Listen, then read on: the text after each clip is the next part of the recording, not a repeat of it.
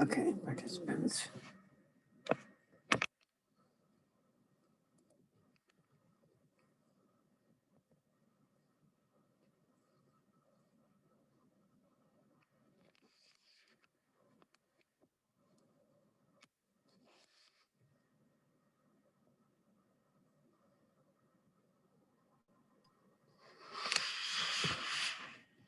We're sorry we're running a little late. No problem. Yeah, we were having a meeting with the Board of Selectmen. I did see that.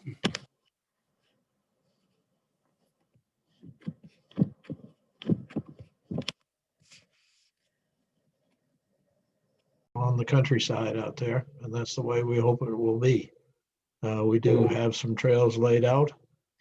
Like most properties, I suspect some informal trails will come about, but that's what we want to start with. So do you all have any questions? Thank you for coming out, by the way. Thank you for giving us a tour. Our jurisdiction for this project is limited. It's limited to the area surrounding the wetland in one section and to the 200-foot riverfront area. Does any member of the commission have any questions about this? I just wanted to ask Denny if that's the name of the conservation area is what he said. It's going to be called the Herring River Overlook. That's correct. That's correct. I think that's a good name. That's what it is. Yep. Are there any further questions or comments? Could I have a motion to approve this jurisdictional opinion then? So moved. Is there a second? Barbara, Dan, second. I need a voice vote. Leon, Yes. John Portnoy, Yes. Barbara, yes. Mike Fisher, Recuse. John Kumbler. He's connecting. And Deborah Freeman, yes. John Kumbler, are you there? No, okay. Yes, I am there. Okay, we are voting on the jurisdictional opinion to approve the Wellfleet Conservation Trust Herring River Overlook. Do you want to vote? I think I have to recuse because I'm on the Open Spaces Committee. Okay, so, John, Debbie, excuse me, John, just so you know, Open Space Committee is not involved with this. Oh, this is Conservation Trust? It It is is. entirely. Oh, yeah. I take that back. Sorry. okay, do you vote to support this project or not? Yes, Okay, so we have one recusal and all the rest in favor. You're all set then. I'm here too. I didn't vote. I say yes. Oh, I'm sorry, Ben. I apologize. It's okay. I just got on. That's okay. And did you vote? yes. Yes, I vote yes. Okay, so we're all set then. Well, thank you all. We'll keep you informed as to how we're progressing, but I didn't want to do anything permanent until we got your say-so. So, We wish you great luck with this project. It's a beautiful piece of land. thank you.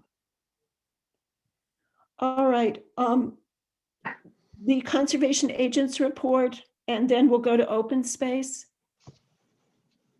I don't really have too much to report. We followed up on the tree cutting from the last meeting. We're sending out additional letters to Old Truro Road and Main Street. So we should be hearing back from those folks shortly again as well.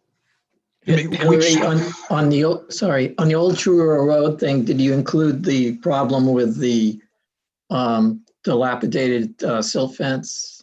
Yep. Okay, because that's particularly egregious there, because I noticed they have no gutters on that backside of the house. Yes. So water's pouring off and down into the low spot. Yep. We're on it. Thank you. You're welcome. So open space, Bruce, would you go ahead, please? Yeah, and so I'm back. I was at the last meeting, and there was a typo on one of the two articles that we're presenting to town meeting.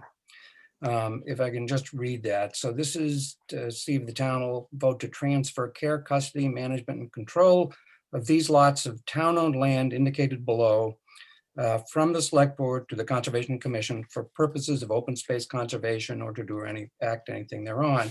The one piece that we'd had a typo on was map 30, parcel 186 is a 2.06 wetlands marsh property in Blackfish Creek, abutting conservation lands owned by Conservation Trust and the Mass Audubon Society. And there are two other marshes that were approved. So I'm asking whether you would approve that for today. Could I have a motion, please? So move, Barbara. Is there a second? Was that you, Ben? No, I- but okay. I'll second that though. Okay. I need a voice vote. Leon, Yes. John Portnoy, Yes. Barbara Brenessel, Yes. John Kumbler, Have to recuse. Mike Fisher, Recuse. Ben Fairbank, Yes. and Debbie Freeman, yes. You're all set, Mr. Herder. Thank you. Okay. All right, then the next item on the agenda is the third harbor plan.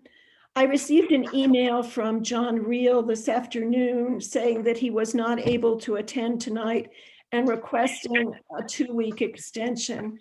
Hillary, I don't know if you received that also. I did not see that, but I'm worried. In 2 weeks, we have Horsley Witten coming to talk about our regulations.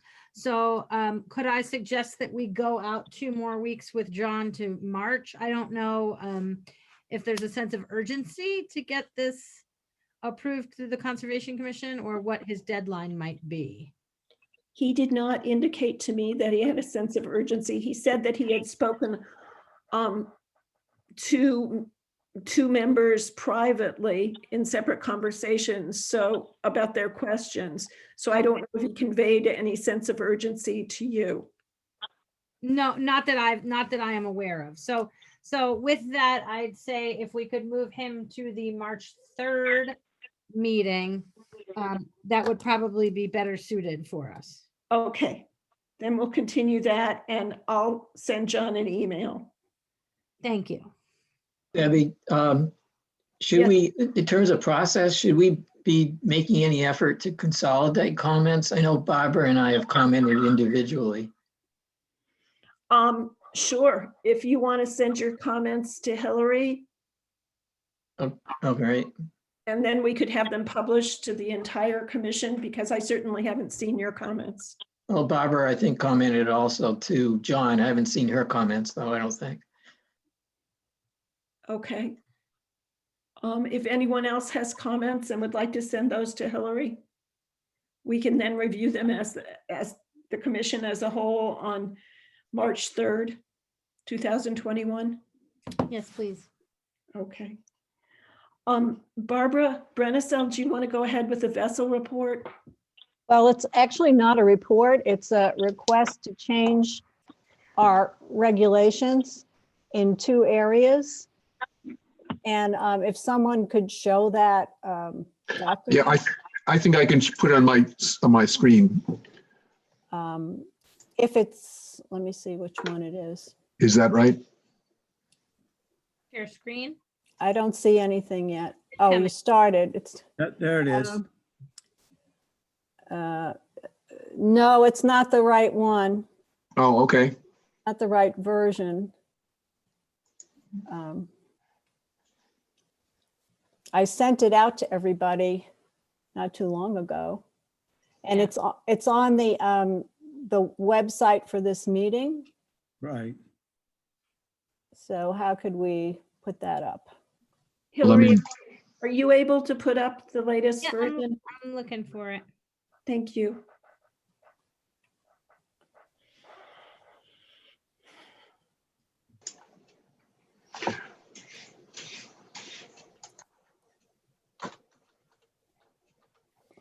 Okay.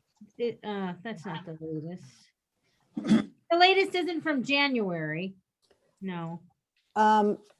End of January.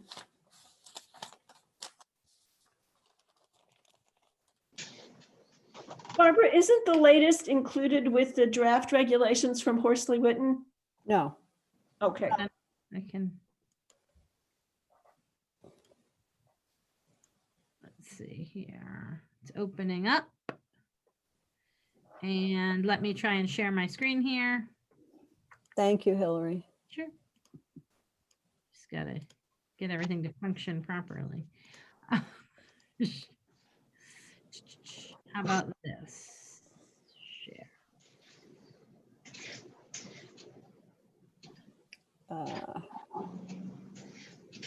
And we just, yes, that's the current version. Okay, So the changes that we're proposing, this is the small vessel committee, whatever we're calling ourselves, is to change definition 1.04 to eliminate without a motor. We talked about that. And then the other change here is a little bit on the wording of the reason for this, to protect fragile coastlines. So that we changed at another meeting. And then the big change is number 1 on private property. And we're calling it the 100-foot buffer, but that may now change into the 100-foot protection zone or no whatever area. no, But for, no but- touch. but for now, we're calling it the 100-foot buffer.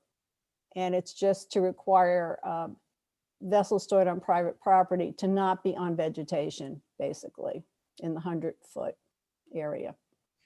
And then we changed the order of section 2, and we pulled out the town landings from the private Old Wharf Road, Old Wharf Point, and then hopefully the Audubon will be included in that private area in the future. And then the rest of the regulations are the same as they were.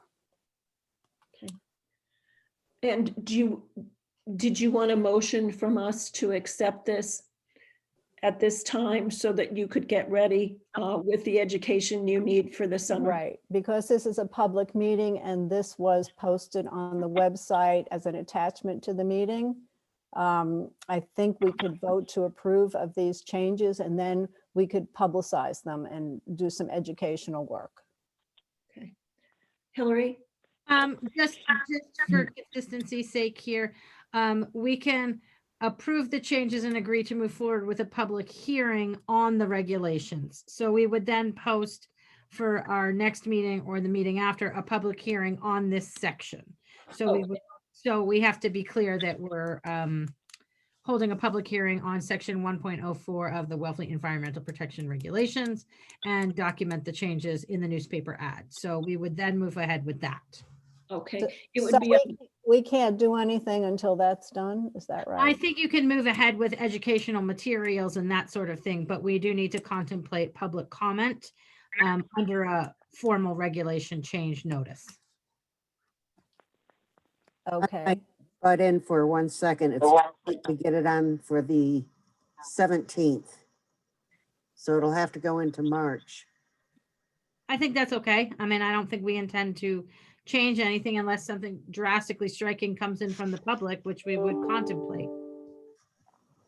Hillary, it's a change to 1.04 and to portions of 2.05 also. Yeah. Okay. So could I have a motion then? So move, John. Yeah, I'm sorry, I'm not able to see. Is there a comment? no, I was going to move, but I'll second it. Oh, okay. I'm sorry, Ben, you're not on my screen and I'm with the document up. I can't see you. I apologize. So a motion from Ben and a second from, I'll second John Kumbler. okay, and I need a voice vote. John Kumbler, Yes. Ben Fairbank, Yes, Barbara Brenessel, yes, Leon, Yes. John Portnoy, Yes. Mike Fisher, Yes, and Deborah Freeman, yes. Debbie, can I suggest or ask if Ryan Curley would like to address the commission about this matter? Or if he would like to hold off and just chat directly with me? Directly with you, it would be Okay. better. Thank you. Okay, sure. Is there anyone else who wants to comment? Okay. All right, then, Hillary, are there any further jurisdictional opinions? Well, yes, there are. We have no less than 3, I believe, maybe 4. Wow. Okay, so we tackled the Wellfleet Conservation Trust. Next up, I see Nora on the line. And she has 2 jurisdictional opinions before us. So I'm gonna go ahead and start with the property owner of Carl Greg and Dina Catani at 166 Pine Point Road, map 21, parcel 57. And they would like to remove 1 mature locust tree David. to eliminate the risk of the tree falling on the shed or the house. And this one goes hand in hand with a jurisdictional opinion for 31 Alves Road, map 21, parcel 59. And it's the request to remove 1 other mature locust tree to eliminate the risk of the tree falling on the neighbor's shed or property. So with that, I'm going to go ahead and turn it over to David and Nora to further explain it. But Doug was out there and the request is reasonable. They are 2 mature locust trees. Great. Well, obviously it is a relatively simple request to understand. We've had so many locust trees go over in some of the high wind storms up on that hillside. These 2 pose somewhat of a risk to our neighbor, and they would very much like us to remove it. We have scheduled other work to be done in the next, I guess in the first week of March. So we wanted to get this request into the commission promptly. And that, we'll be happy to answer any questions, but I'm not sure what they might be. I assume the trees would be taken down and the stump would be left in the ground? Yes. Yes. I have a question for whoever visited the site. Is mitigation required or is it heavily vegetated? It's pretty well vegetated. Okay. Are there other questions from the commissioners? I move that we approve the jurisdictional opinion. I think we have to do it twice, John. I think we have to do it for 166 Pine Point Road first. Okay, I'll do that. Could I'm I have a doing that. second? Second, Barbara. Okay, and we need a voice vote for 166 Pine Point Road. John Portnoy, Yes. John Kumbler, Yes. Barbara Brennisell, Yes. Leon Shreve, Yes. Ben Fairbank, Yes. Michael Fisher. Recuse.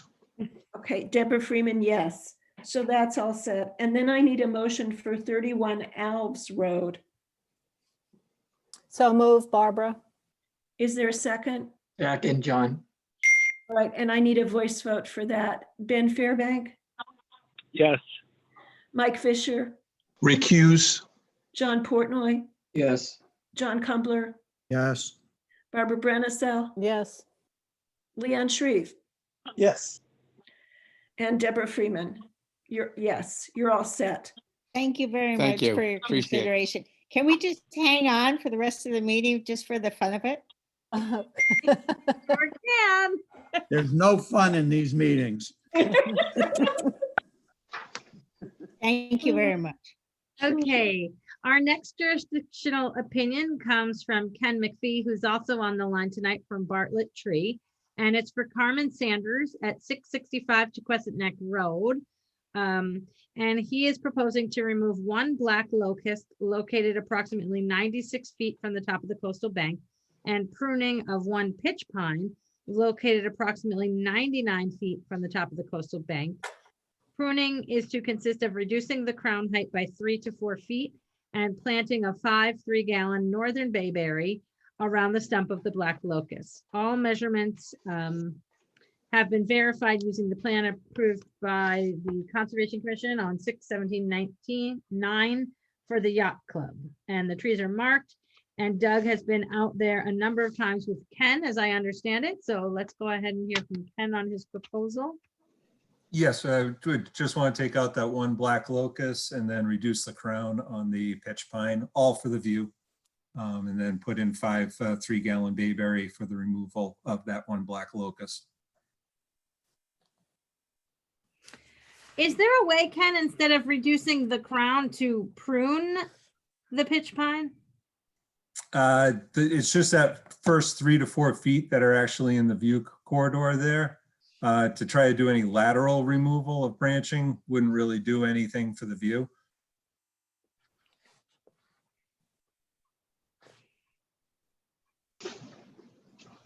Debbie, Yes. what's going to be the impact of cutting the crown off on the life expectancy of the tree?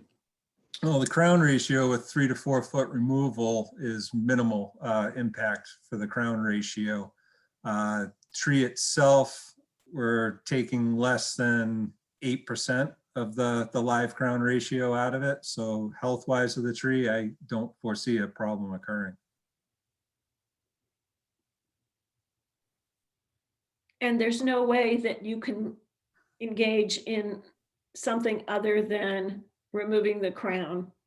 The only other course would be to remove the tree, but the Sanders are pretty insistent on that they don't want to remove too many trees. They prefer to do the pruning opposed to a removal. And how long will it be before this requires treatment again? Pruning again, laterals are pretty short. Before it got in the view from the upper deck, 7 years, maybe 6, 7 years. Okay. Could I have a motion, please? I just want to ask, has Doug been out there to take He a has. look? He has been out there a number of times with Ken looking at various trees that were in jurisdiction and out of jurisdiction. Okay, and I respect his opinion. What does he feel about this? He thought it was an acceptable application. Okay, then I move that we approve the JO for this plan. Leon seconds. John Kumbler. Okay, I need a voice vote. John Portnoy, Yes. Mike Fisher, Yes. Ben Fairbank, Yes. John Kumbler, Yes. Barbara Brenessel, Yes. Leon Shreve, Yes. and Debbie Freeman, yes. I hope I didn't miss anyone.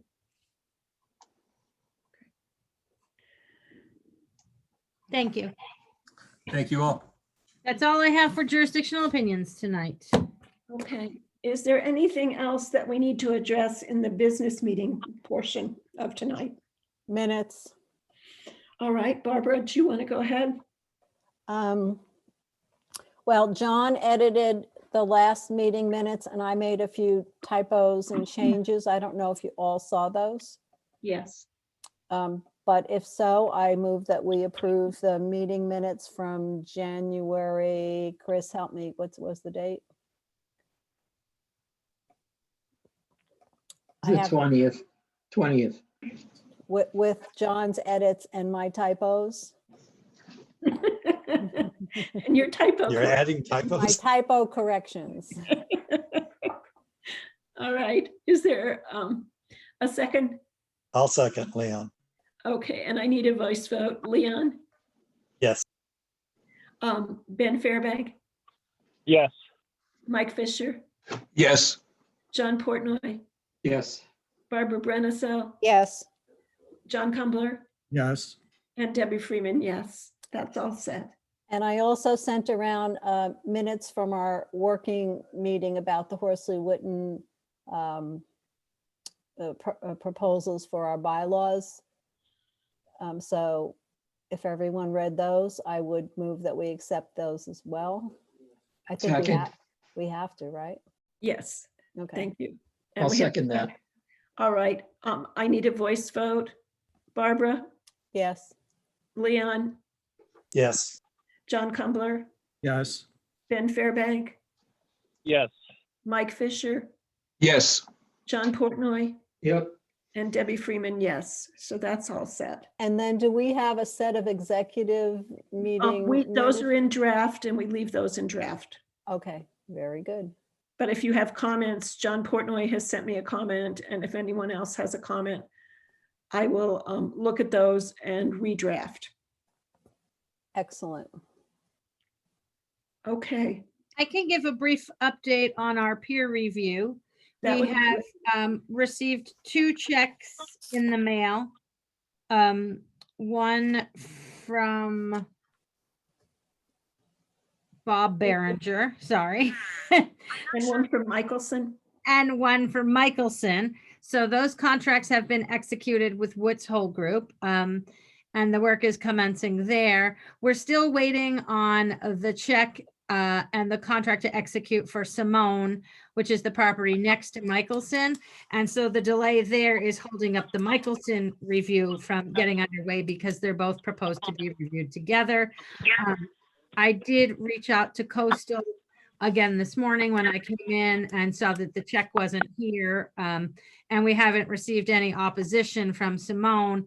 So as it turns out, the check was dropped in the mail this weekend, coming from the West Coast. So I expect to get that one underway early next week. The problem is that that then sets us back for our schedule. So that's all moving ahead at a snail's pace, but it is moving ahead. So I'm pleased with that.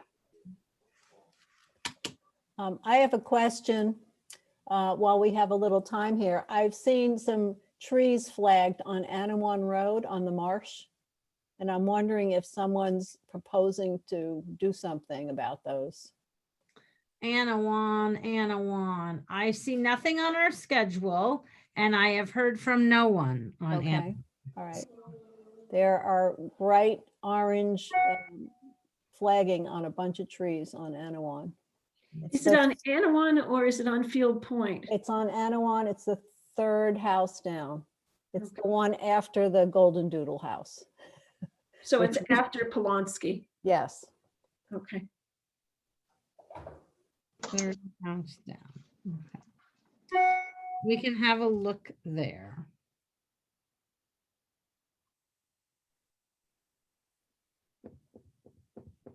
Are there any other items observed that are violations or maybe violations?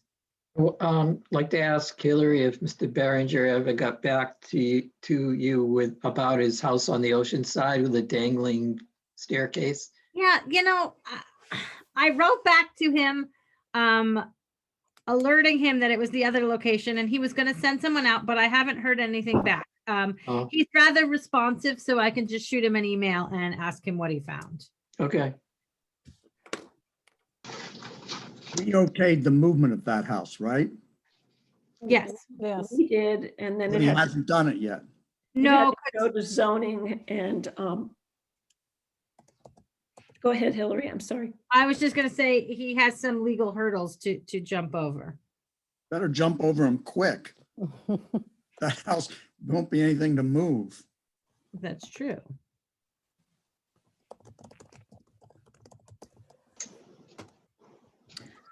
All right. While we have a few minutes, for those people who've looked at the Third Harbor Plan, do you want to just say what, if any, comments you had on it? Well, That would be hard. I actually printed them out. It is hard because I had comments on almost every page. So, I mean, it would be hard to, I'd have to find my email to John Reel. I don't know if you want to wait for that.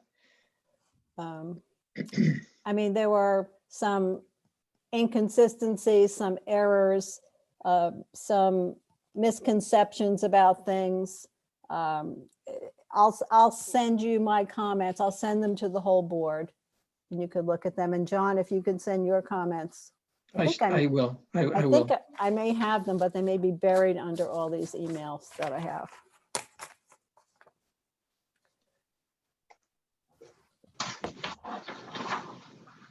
And Well, Michael, while we're here and we can chat, I have to ask you a couple of questions because you recuse a lot. And is that because it's Wellfleet Conservation Trust or because you're in a butter? No, it's almost always because of the Conservation Trust. For example, on Alves Road, we have a property which I believe is a butter. And there are a number of other places like that because the Conservation Trust has a lot of different plots around. Right. It But, should say- but if you're in a butter, it doesn't necessarily mean you can, you have to recuse if you're not going to get any monetary gain from the project. It's only if it's a Wellfleet Conservation Trust property that the project is on. Is that right, Hillary? I think you can recuse if there's the appearance of a conflict or if you feel there could be an appearance of a conflict. Okay. I went through the select board with this, and if it is something where it's going to be a crucial vote, I can state that we have no financial interest in this because it's nonprofit. There's sort of a sentence to do, but it just seems easier if it's going to be an easy pass just to not raise the question. Right. I think that's important because that's what's going to happen with the Herring River restoration. Exactly. Yeah. So I was just asking about your rationale for recusing on some of these things. Thank you.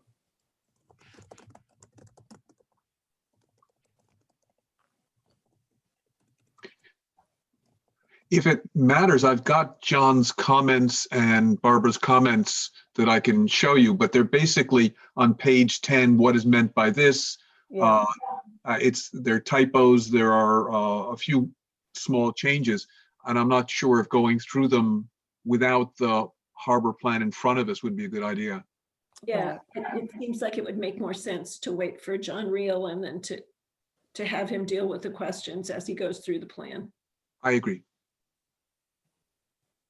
Hillary, is there So- anything? So Michael, would you send those to everyone then, if you have them in front of you? Yeah, sure, absolutely. Okay. Thanks. I didn't know you had them. Well, when you sent them out, I just kept it. Okay.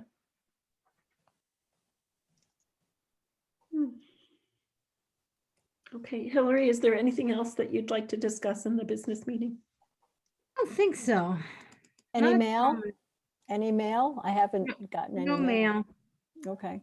No mail that I haven't sent to you electronically. Okay, what are we going to do at 5:30 when I get the call for about, Oh, right. COVID. So let's talk about that if we Yeah. have a couple minutes. How many of you actually received the robocall last night?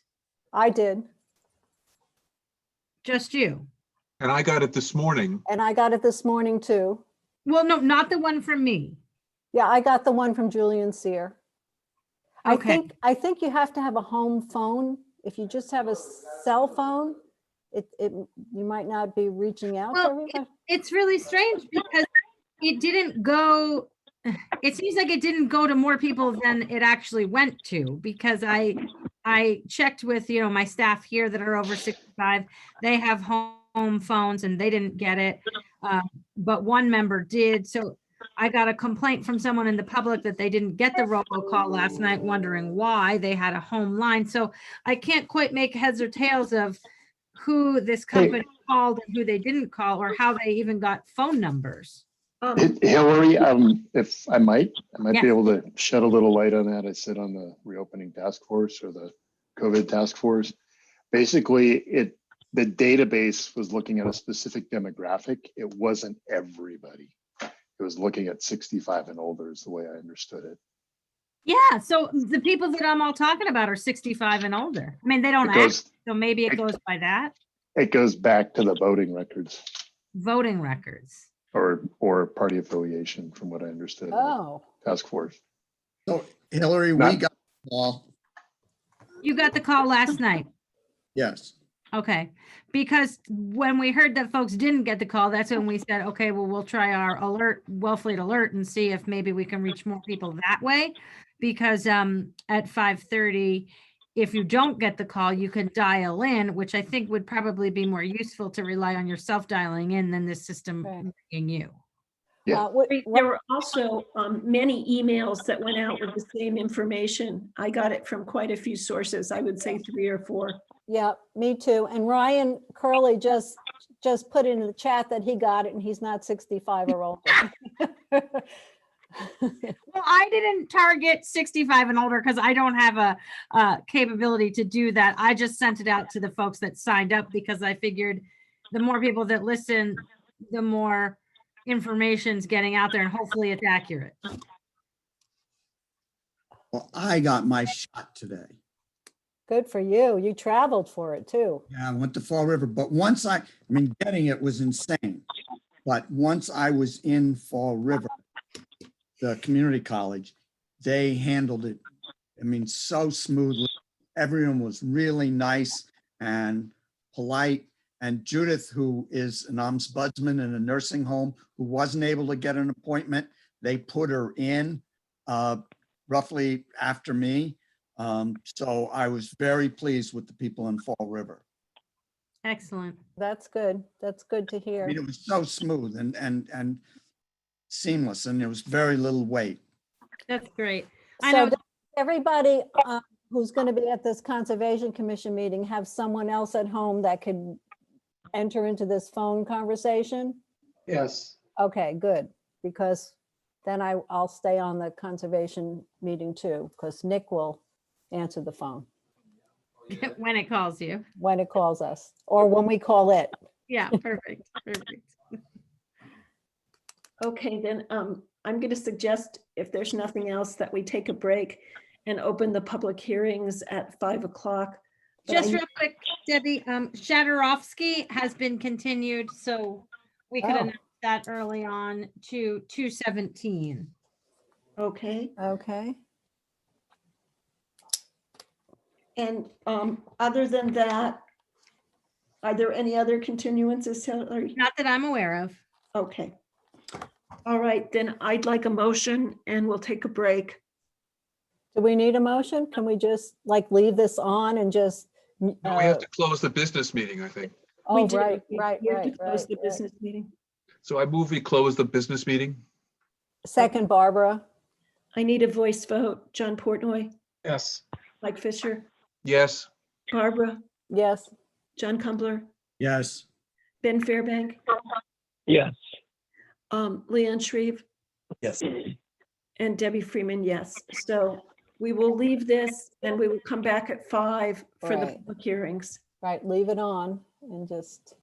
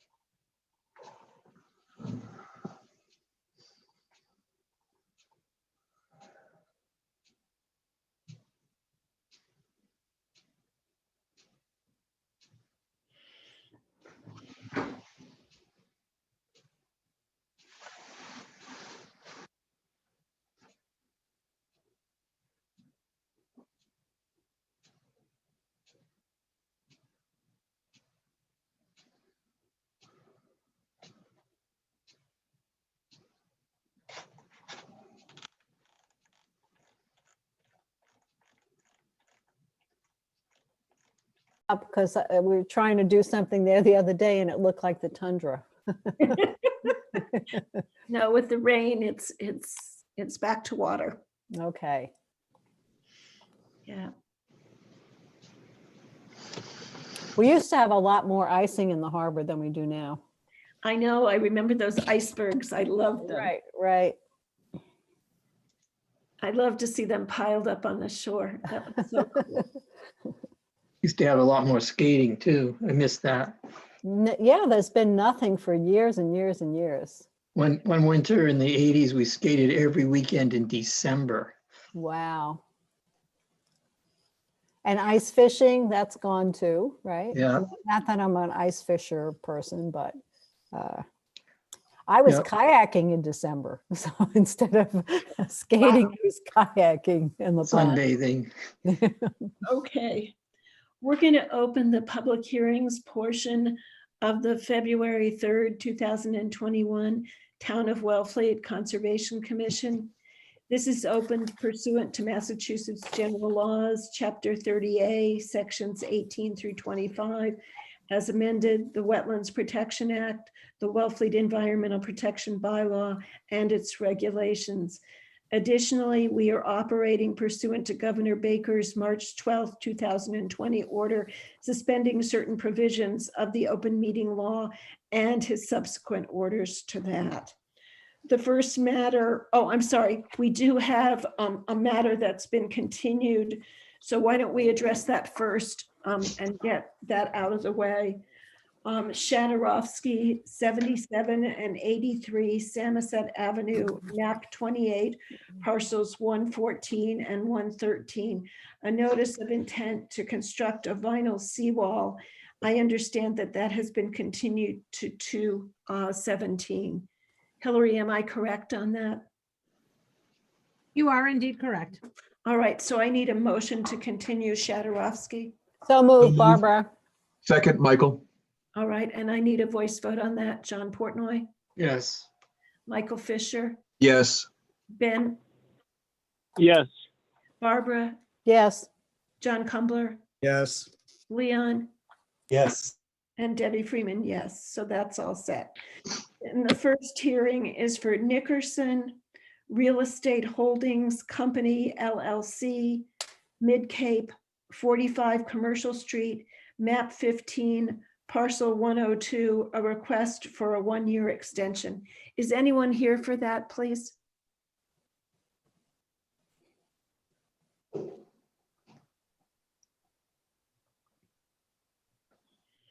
Hillary, did anyone talk to you? Yeah, Hillary has the letter in the file.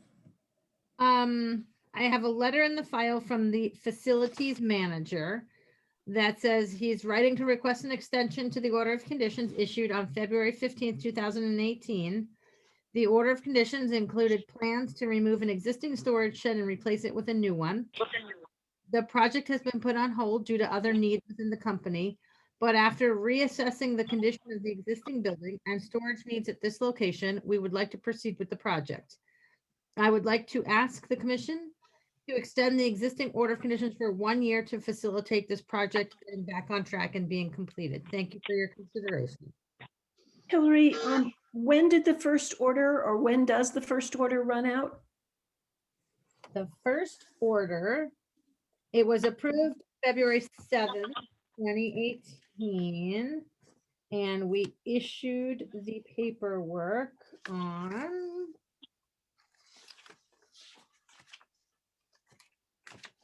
hold on one second. I'm just making a mistake.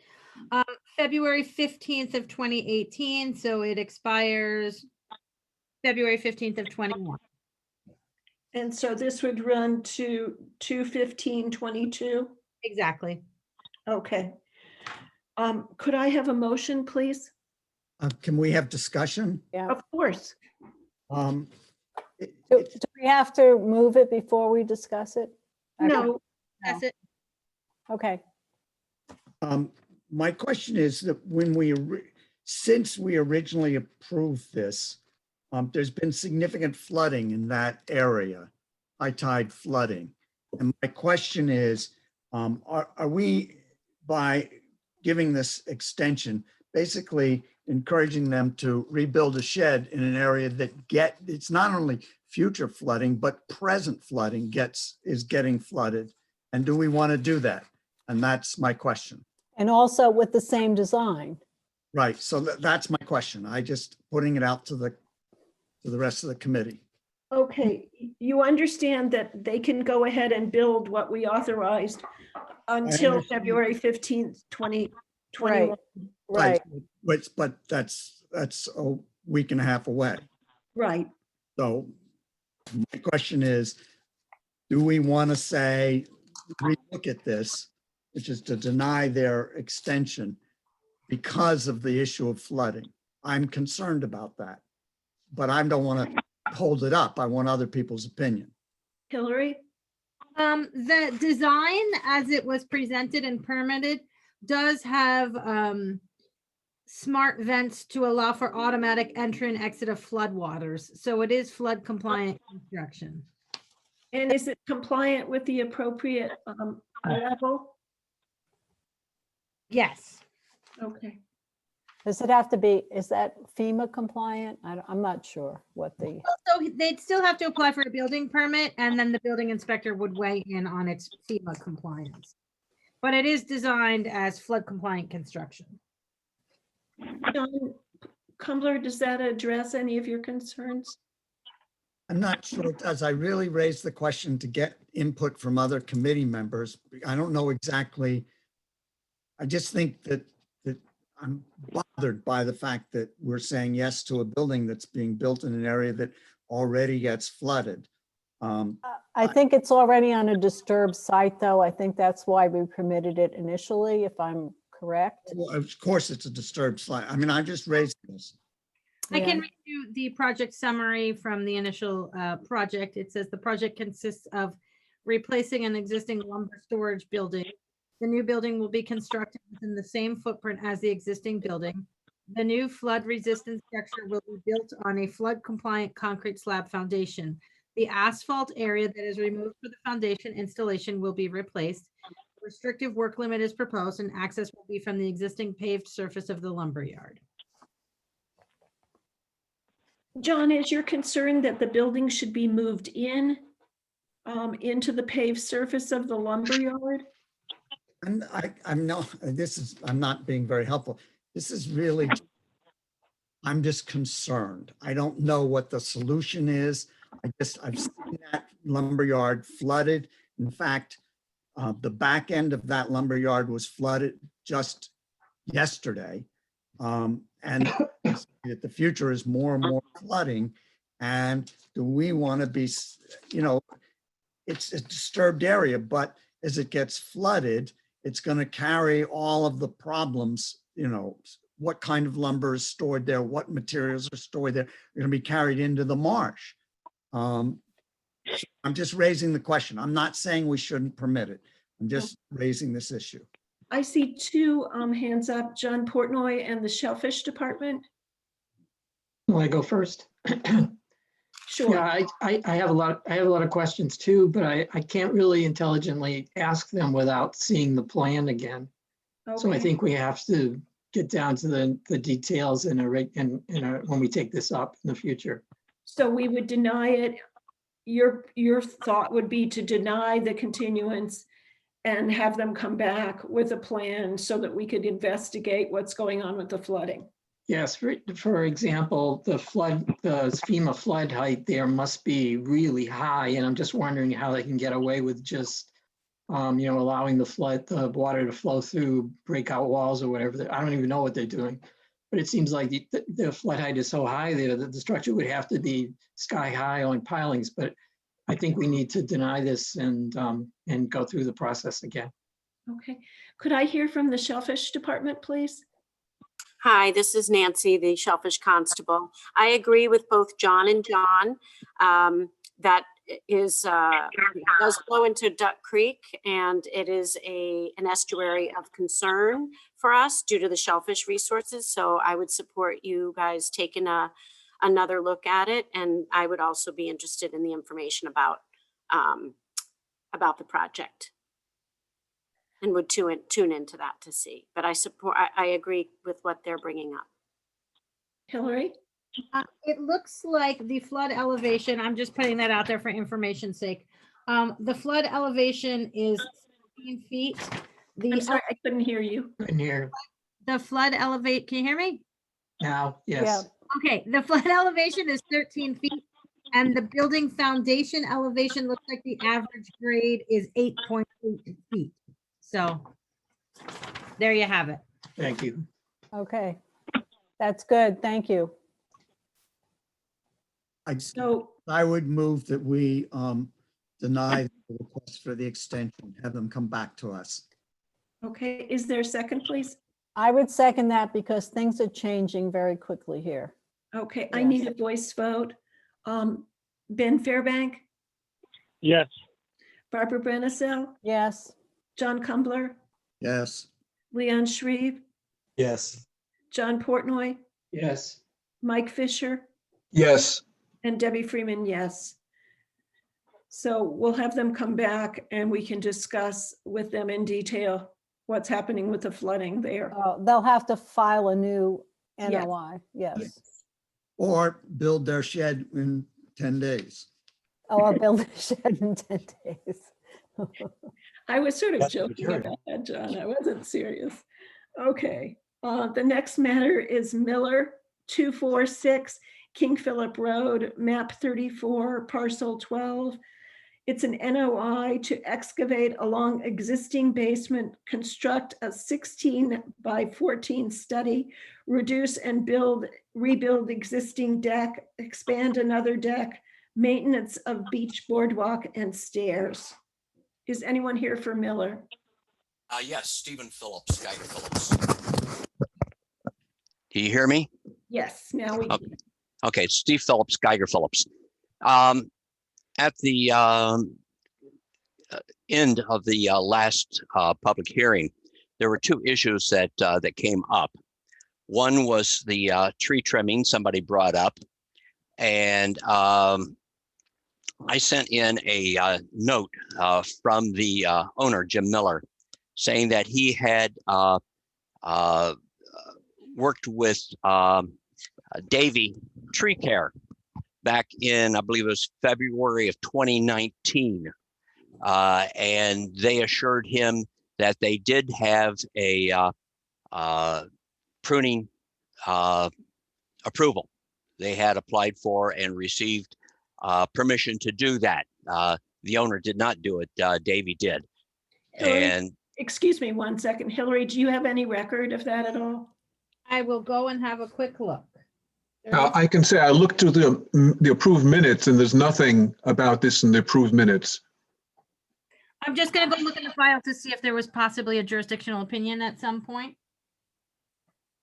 so that came up, like I said, at the end of the last meeting. And there was also, I believe, Mr. Cumber asked about the deck, the addition and the removal of existing decks. So he was asking for the exact figures on that. And the additional deck is 66 square feet. That goes just 4 feet wide in front of the 16-foot addition. And we'd be removing about 42 square feet of the existing second floor deck. So we net about 24 square feet additional. So those were the two questions that came up. And obviously I will listen to any other questions. Deborah, may I? Yes, please go ahead. Okay, let me see if I can do this. I'll share the screen with what the minutes say. Can you see it? Yes. Okay, so one of the questions was the total amount of disturbance on the property and identify the work limit. The plan that we got has the work limit, but I can't find anything about the total amount of disturbance. And the owner was also going to calculate the amount of sand for renourishment required, and I haven't seen anything about that. If I may adjust that, Hillary brought that up as the beach nourishment as a condition. I have no information on that at all. I have tried on a couple of occasions to find out what entailed a condition of beach nourishment. I don't have any answers, but we're going to have to accept it because we want to proceed. So whatever Hillary says is required, we'll agree to. Okay, but what about the calculation of the total amount of disturbed area? Well, Hillary was going to provide that and she did not. I guess this is how I generally don't provide the area of disturbance that comes from the contractor or the wetland consultant. as would a proposal for a nourishment. So I guess I'm confused. At the end of the hearing, Hillary, you're breaking up a little bit. Right at the end of the hearing, because I didn't know anything about a nourishment condition until you brought it up, and you said, "Oh, that calculation will be easy to determine for you." And I expected to hear from you regarding that. And but like I said, whatever you expect us to do, we'll do. Okay. We can certainly add that as a condition. So the calculation is fairly standard. You know, it's the length times the height of the wall times the erosion rate, which you gather from CZM. I certainly can't calculate it and give that to you because I have to evaluate it on our end. So along with the calculation, we need to talk about how you would access it and where you plan on putting it. So it's a little more detailed than, you know, us just giving you a number and you saying, okay.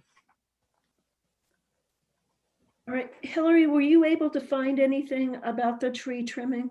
No, I just looked in our files and there was nothing. Okay, so this has to be treated as an after the fact filing for the tree trimming? Unless they have something to provide us with, but I can't, there's nothing in our file. So maybe Davy Trees has something. I think, it sounds like it's a couple of years. If you can see the image, a forensic arborist could tell you how much growth there was since this tree trimming, but it's clearly been trimmed relatively recently. And it's quite a number of branches. The owner indicated, as I expressed earlier, that it was in February of 2019. Okay, the problem we're having is that when things are done without the commission's approval, it's treated as an after the fact filing. There's a fee of $1,000 to pay for that. Plus there is mitigation that's going to be required to fix what was done. So we hope that Davy can provide the documentation. Exactly. Exactly. And And Deborah, we also need the calculation of the square foot coverage of disturbance, including walkways, driveways, decks, building within our jurisdiction. That has to go on the plan. Okay. And I thought I had that on the plan, but maybe I left it off. I don't see it on the new plan at all. I don't see it on either plan, the old or the new. Okay. also, Deborah, may I make a? Yes, a go quick- ahead, please. I was out there this afternoon and there's no limit of work marked. There No. are some stakes for where you're going to be putting the, I guess, the extension, but there were no limits of work. It is on the plan, but it's not on the ground. No, that was, I had not been asked to do that. And I know in the past we have staked that and asked for a review before we start any construction. I thought that was the standard operating procedure. And yet another point, if I may, I don't think it rises to the point of a violation, but if you look at the stairs, they are in fact, there have been repairs relatively recently on the stairway going down. You can see the new wood. Now it's just put on top. So that's why I'm saying it's perhaps not so serious, but there has been work done without approval, quite apart from the cutting of the trees.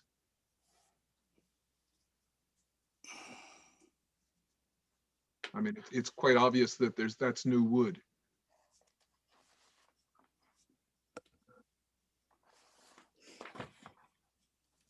Okay.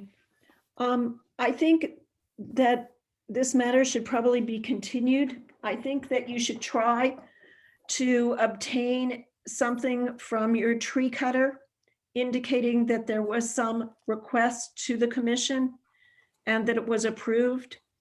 If that cannot be obtained, we'll have to treat this as an after the fact filing regarding the trees. Additionally, we need the area of disturbance calculation and the beach nourishment calculation. Very good. So when would you like to come back? I would hope to be able to have that all, that's all fairly easy, according to Hillary, within 2 weeks. All right. So continue to the 17th. It's fine with me. Okay, could I have a motion, please? If I may, real quick, before you have a motion. Yes. In his notice of intent paperwork, he, at the very end, he has a proposed work outline. And he does state in the proposed work outline that the existing disturbed area within the buffer zone, the house footprint is 943 square feet. Proposed additional area, including all areas to be vegetated within the work limit, is 2,550 square feet. So there is that. You know, I Does thought that- I had it someplace. I just didn't have it on the plan. I had it in the paperwork. Okay. Does that include the all areas in our jurisdiction? Yes, it does. Okay, great, great. That's what we're looking for.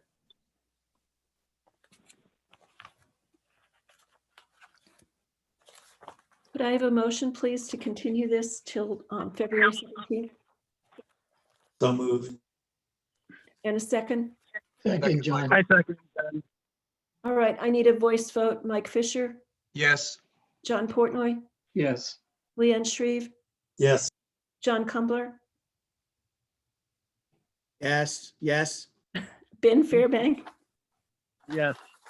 Barbara Brenessel, Yes, and Debbie Freeman, yes.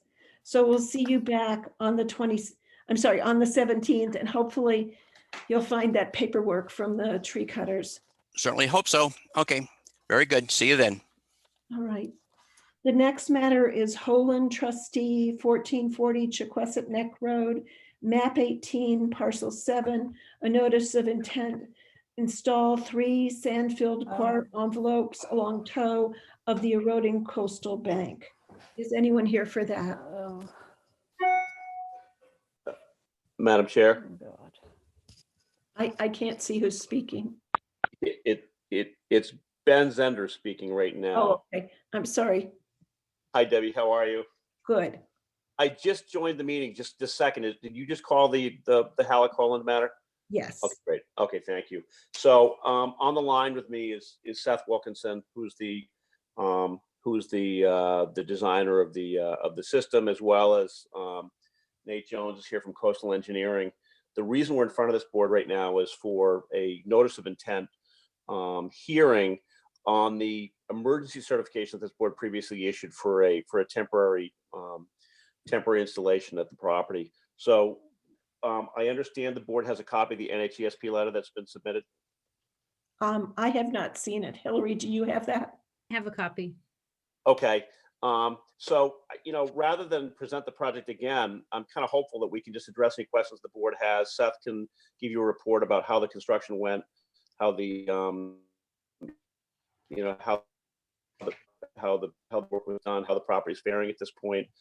There's a certification out that it has certain conditions that I believe we've complied with at this point. So we'll address any questions you have, but I don't want to waste the board's time on this if you don't have questions. So we're here to just address the application. All right, who would like to start with questions? Debbie, can I just ask that they do review exactly what went on, because there are folks from the public here who are not aware of what has transpired. So I think in the interest of the public hearing, we should cover what went on. Okay. Could you then walk us through what went on? Yeah, That led to the emergency certification and what was done, and just go through it temporally and how it's faring. I'm happy to, and through you, Madam Chair, just as an overview, I'll give you a brief overview. The property was subject to erosion activity this fall. We became concerned about the proximity of the top of the coastal bank to the structure. We came in front of this board with a request for an emergency certification based on an engineer's report that was submitted, as well as photographs and other information. Presented a plan for installation of a temporary protective coir-filled envelope structure. The board held a hearing and issued a temporary what's called an emergency certification, which requires that the work be done within a 30-day period of the issuance of the emergency certification, and also requires that a notice of intent be filed with this board or this commission within 30 days of that as well. So following the issuance of the emergency certification, the applicant has gone out and performed the work, and I believe has completed the work, and I'll let the engineers address that. And we have filed the request that's before the board right now, or before the commission right now, for the issuance of the notice of intent. It's our hope that if the board issues the notice of intent, that that we can immediately, request a certificate of compliance for the work that's been done. So that being said, I'd like to turn it over to Seth to just describe for the board physically what was done on the site, so both the commission and the public know exactly what work was done and what's happening with the property right now. Okay, Mr. Wilkerson? Thank you. For the record, Seth Wilkinson, Wilkinson Ecological Design. We, towards the end of 2019 in December, we, after a meeting with the commission, we worked to construct those 3 sand-filled envelopes as we had discussed and articulated in the plans. The work was completed in a few weeks, and it's been holding up well, even through this intense nor'easter we've just had. So I would, since it was already sort of explained last time, I think in the interest of time, I'd be happy to answer any questions that the commission might have, unless Nate has anything to add. Well, since, as Hillary explained, since members of the public are present, would you please describe exactly what you did, the number of envelopes, the amount of sand, the placement of the envelopes? Sure. So there were 3 envelopes, which are tubular in shape. They do settle with time, and each of the 3 envelopes are approximately 3 feet high. So top to bottom, about 9 feet. They're comprised of completely biodegradable coconut fiber, sometimes called coir, which will be expected to break down over a 2 to 3 year period of time. They're filled with compatible beach sand, same source of the sand that we've used for sand nourishment at this property in the past. And the idea is that as the coastal processes and storms act upon these sand-filled envelopes, that sand is sort of metered out. It flows through the fabric is porous, and the sand can flow through it. Essentially, they're very large sandbags. After the fiber rolls are stitched closed, then we covered the entire array with sand nourishment over the surface. So you've got the sand coming through the envelopes over 2 to 3 year period, and then the sand that's on the face also is subject to the coastal processes and natural erosion forces. And at this point, have you been out to see what's happening with the rolls? Yes, the project manager has been out there. I'm not in state right at the moment, and I've seen images just taken yesterday, I believe. The bottom roll is somewhat exposed, but the upper rolls are still covered with sand. The beach is a little higher as a result of that sand, sliding off the roll. So sort of behaving exactly the way we would expect in that sort of a intense nor'easter. No damage whatsoever was seen to the envelopes.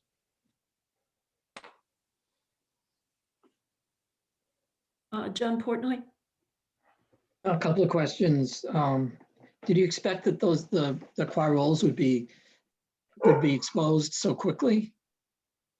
Not with intense nor'easter. No, I mean, any time you get that sort of a storm event, we would expect there to be exposure. And had that not been in place, it's possible that there could have been some damaging erosion to the dwellings. I think the timing was important. Also, I wanted to ask, because the volume of sand was so great, I can't remember, have we seen a grain size analysis for, if you reported a grain size analysis for that sand so we can compare it with the native beach sand in that area? I don't believe we have, no. Well, I that don't is believe, I don't believe it's required. been asked for, but, But it is required in our bylaw. Can you submit that? sure. Okay. And where did you acquire the sand for the rolls and for the beach nourishment?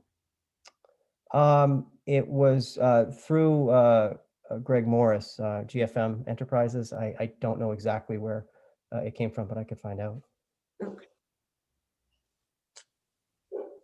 Are there other questions? I have a question. How much sand was placed on top of the quar? It was Wait. approximately 630 cubic yards was applied over the surface. Approximately 300 was inside. So roughly 100 cubic yards per envelope, and there's 3 envelopes. So about 300 inside and about 630 on the top. Everybody ask just a question? Okay, I was going to call on the Shellfish Department. I see there's a hand up. And then I'll call on you, Mike. Thank you. Nancy? Sorry, just figuring out how to unmute and and the video. Okay. So I just had a question about last year. So you said 2019, but I think you meant 2020. But in 2019, you also did a large sand renourishment, and I was curious if you could just tell me how much sand went out there in 2019 with GFM. Remind me. I'm not sure if I have that information right off the top of my head.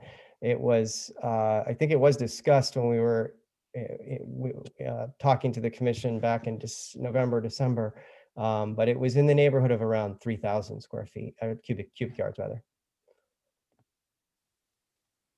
That's from memory. Okay, thank you. Michael? Yes, two questions. One, would you regard this as a successful solution? I'm not sure exactly what you mean by the question. It's a short-term intervention, as we described at the last meeting. It should be effective for the next couple of years, 2 to 3 I would say at the most at this location. After which point something else would have to be done, either replaced. Something else, or could it just be repeated? Yeah, that's what I was saying. So I was interrupted. It could just be rebuilt, or you could try some other intervention. Okay. And secondly, the stairway down to the beach, it was clear that that was causing some of the erosion. It's not there now. Is that at all a factor? I've not observed any connection between the stairway causing erosion. I think it's an oversteepened bank of highly erodible sediment in a high energy velocity zone. So I think that's what's causing the erosion there. I believe it's been a seasonal stairway for a number of years, but we haven't been involved with the stairway. But I haven't seen the stairway as a causal factor of the erosion. Because we observed that around the stairway, there was a definite dip in the sand because you're putting in anchors and the posts going down. And that seemed to be part of the problem about weakening the bank. Not in my opinion. No. But you said you didn't really deal with the stairs. No, but I am familiar with the embankment and with coastal processes. And I would say, in other words, another way to answer your question, if you were to completely remove that stairway, I don't think there'd be any appreciable change in the erosion rate of this property. Mr. Wilkinson, how will the stairs work with the quar envelopes when the stairs are replaced? They would just go over the surface. And they would not interfere with the envelopes at all? No, they shouldn't. It's a dimension that it should be possible to span. So they would just, have a post below and a post above. But I wouldn't anticipate any issues with the stairway. Okay. Mr. Crumbler? Yes, it looked to me that there's scouring on the north side of the materials that you put in. Is that related to the materials you put in? Is this since the most recent storm?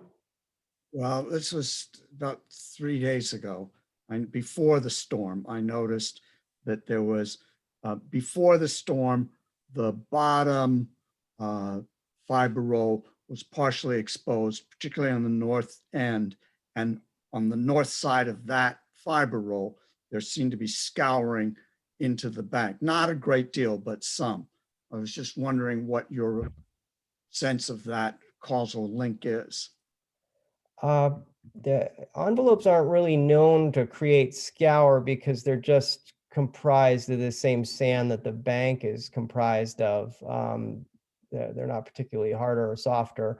What you sometimes see is the they don't move in a storm, and the coastal processes and the erosion occurs to the bank on the unprotected sections, and so it'll be a little bit more obvious right next to it. But I don't know if I observed what you observed, so it's hard to have an opinion on it.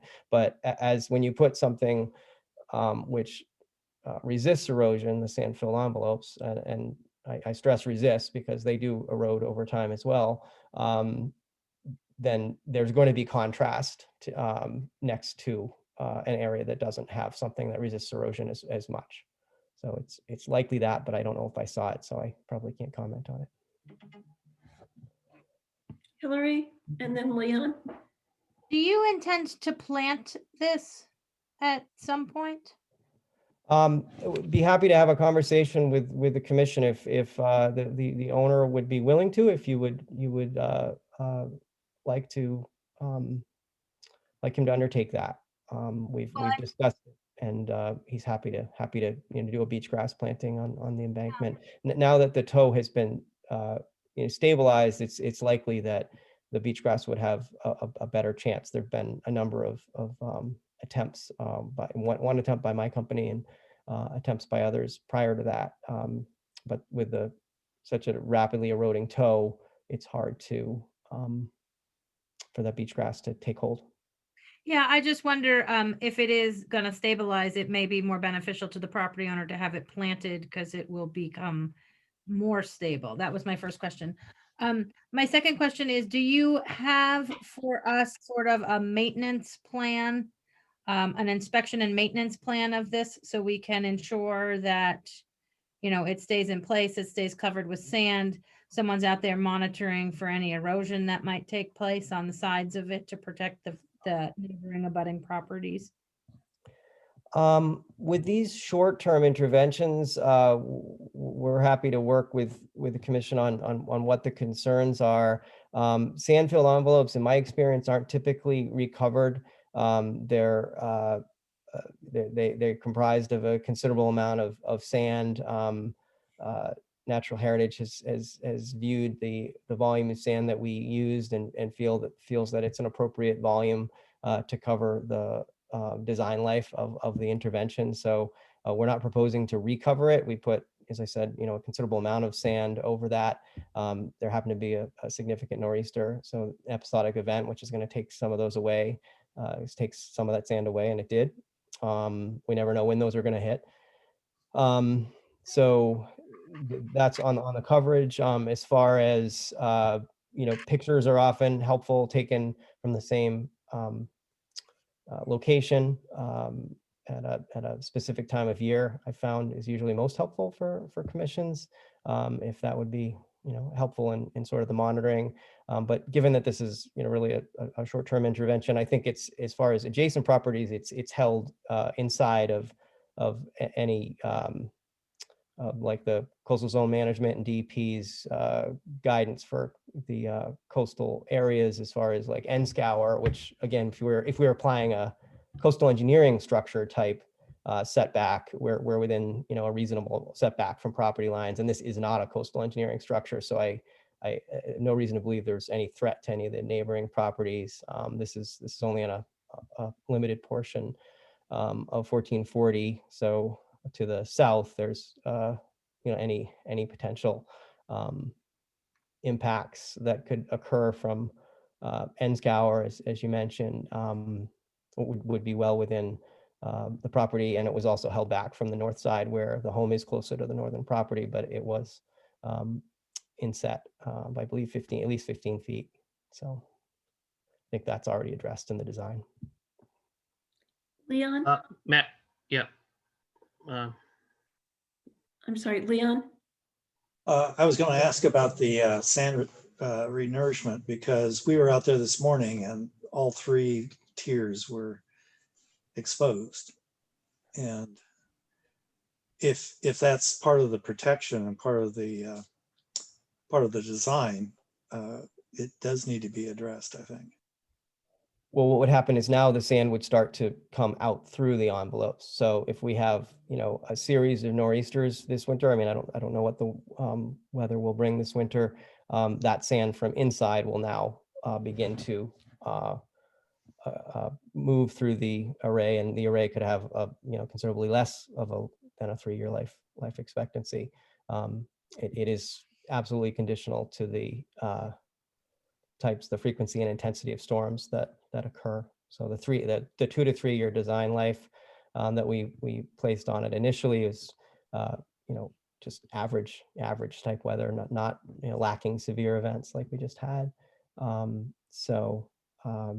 The envelopes will continue to release sand, and again, I would I presume the sand nourishment is for the rare species that are mapped in the area, and again, Natural Heritage is in agreement on the volume. Could I hear from Yes, the? could I ask a question, please? I'm sorry, someone's got a hand up, and then I'll call on you. Oh, thank you. The Shellfish Department, please. Nancy? I'm sorry, yes. I didn't hear the question. You have your hand up. I was just asking. Oh, no, I forgot to put it down. I'm so sorry. Okay. And then Dr. Weller, go ahead. Yes, hi. My name is Sim Weller. I'm the abutter to the immediate north of this subject property I'm at 1440 Chiquesset Neck Road. I have some serious concerns about the project as it's been described in the NOI. I'm going to just state a few things that I think are in the public interest. Probably it's common knowledge amongst the members of the Conservation Commission, but on this particular coastal bank, we know historically that the rate of erosion has been somewhere between 3 to 5 feet of coastal bank per year, depending on the year. So it's a fairly significant amount of erosion as it is.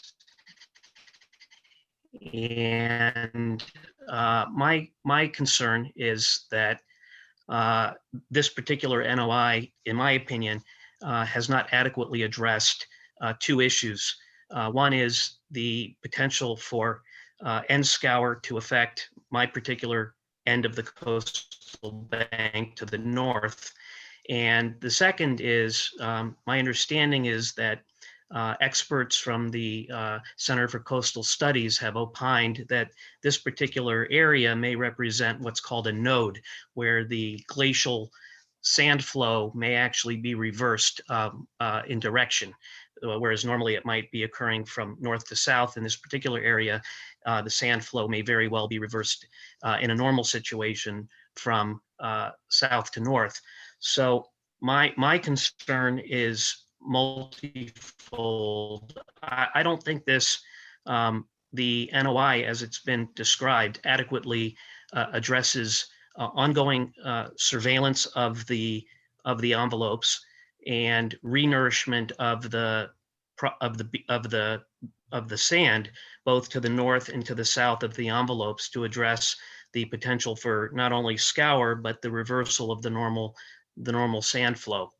I'm not an expert, I'm not an environmental expert, but I've done quite a bit of research into this area, and everything I've read actually contradicts what the gentleman earlier said from the environmental company. in fact, N-Scour is a known outcome of these soft envelopes. And they can result from not only the disparity between the normal sand of the coastal bank relative to the compacted sand within the envelopes, but also due to a windshield wipering effect when these envelopes are undercut and aren't properly anchored. So in fact, everything I've read indicates that there is a potential for N-Scour, number one. Number two is I believe everything I've read, again, on these envelopes, usually they are permitted, but involve persistent and consistent nourishment with sand, but also planting of beach grass or other native species on the envelopes and within the these envelopes are specifically designed to allow rooting of native coastal bank species into the envelopes to further protect the envelopes.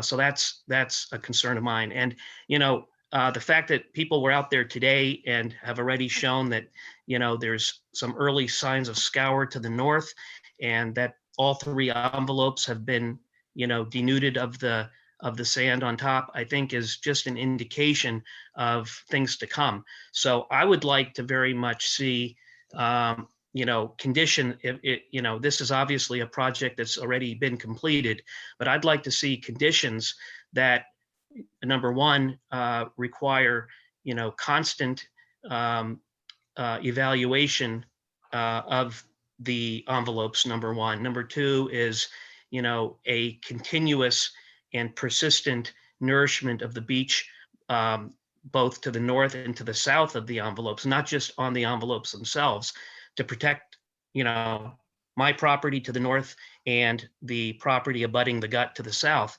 And then I'd like to see some native species be required to be planted on these envelopes to protect them from erosion. I think this is, they're talking about this being a short-term solution, but in my mind, a 2 to 3 year proposition is not short-term. And I think we ought to be thinking about how to best stabilize the existing structure that's been placed there and how to prevent that structure from adversely impacting the coastal banks to the north and to the south. Mr. Wilkerson, do you have any reply to those concerns? Sure, through the chair. As stated earlier, we'd be happy to plant the embankment above the envelopes. That would not have constituted an emergency, in my opinion, in December, which is outside of the planting time for American beach grass. So we thought it was more appropriate to chat with you about it at the hearing. And see what your position was on that. If it's something the commission would like us to do, or as I mentioned, the owner's happy to do that. I'd be interested to see what these references are. There are more official references in Massachusetts. There's Storm Smart's Coast fact sheet. I believe it's number 4, covers sand-filled envelopes, which is a guidance document from Coastal Zone Management, which speaks to some of the concerns raised. I was a technical advisor among other experts in the field for that, so I'm familiar with it.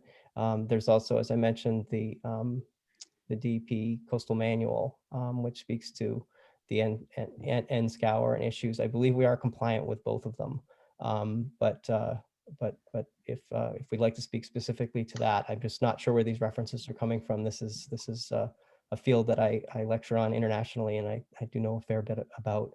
I don't know how sand can cause wave reflection in a sandy environment personally. So let me just ask you, and then I'll call on Barbara.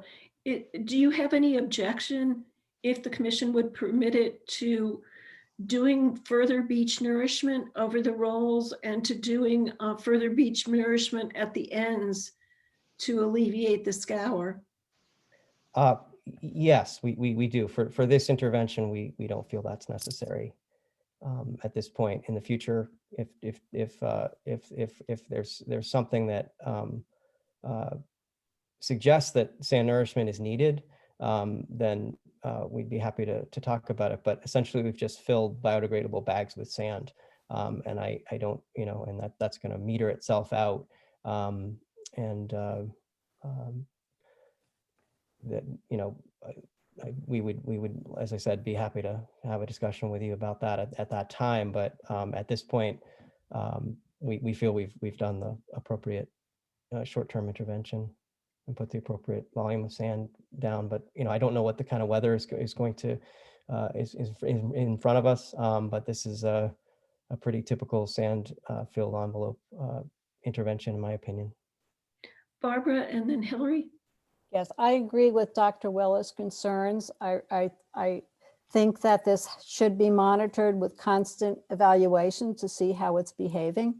My issue was with the beach renourishment, which I think is a little controversial for a number of reasons. First of all, there's state shellfish habitat mapped right outside of this property and eelgrass. And we don't know where the sand is going. I don't think there's enough information to tell us where the sand that's being put here is going. And if we're just putting more and more sand that's covering eelgrass and scallop habitat, that has a real impact on our shellfishermen. So I just wanted to bring that up. I think the whole beach nourishment thing is something that has to be looked at, and I'm not an expert and I don't know where it's going or how much is appropriate. But other than that, I agree with Dr. Wells' concerns about how this should be constantly evaluated.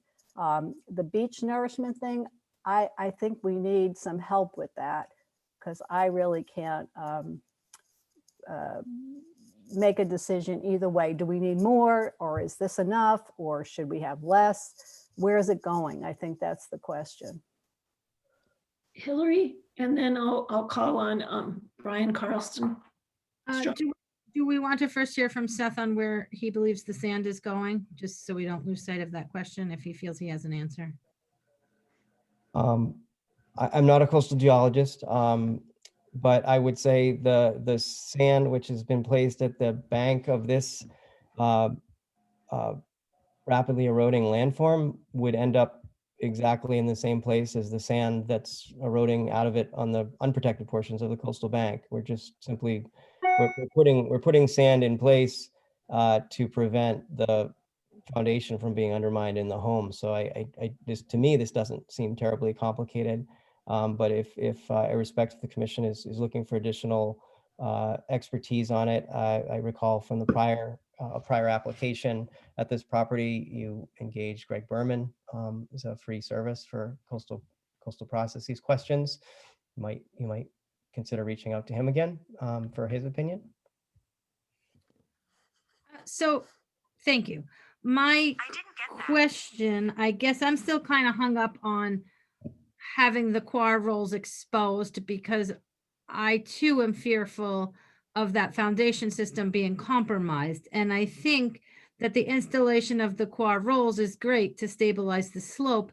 And I would hate to see that investment just washed away, if we have another nor'easter. So I guess I'm concerned that we don't have a plan to keep them covered with sand, because God forbid they wash away. I don't want to lose that foundation. So I guess I would feel more comfortable knowing there was a plan to keep them covered. Through the chair, I think that's actually a concern that's shared by the applicant. I'm not, what I think we have already seen quite clearly is that sand nourishment alone is not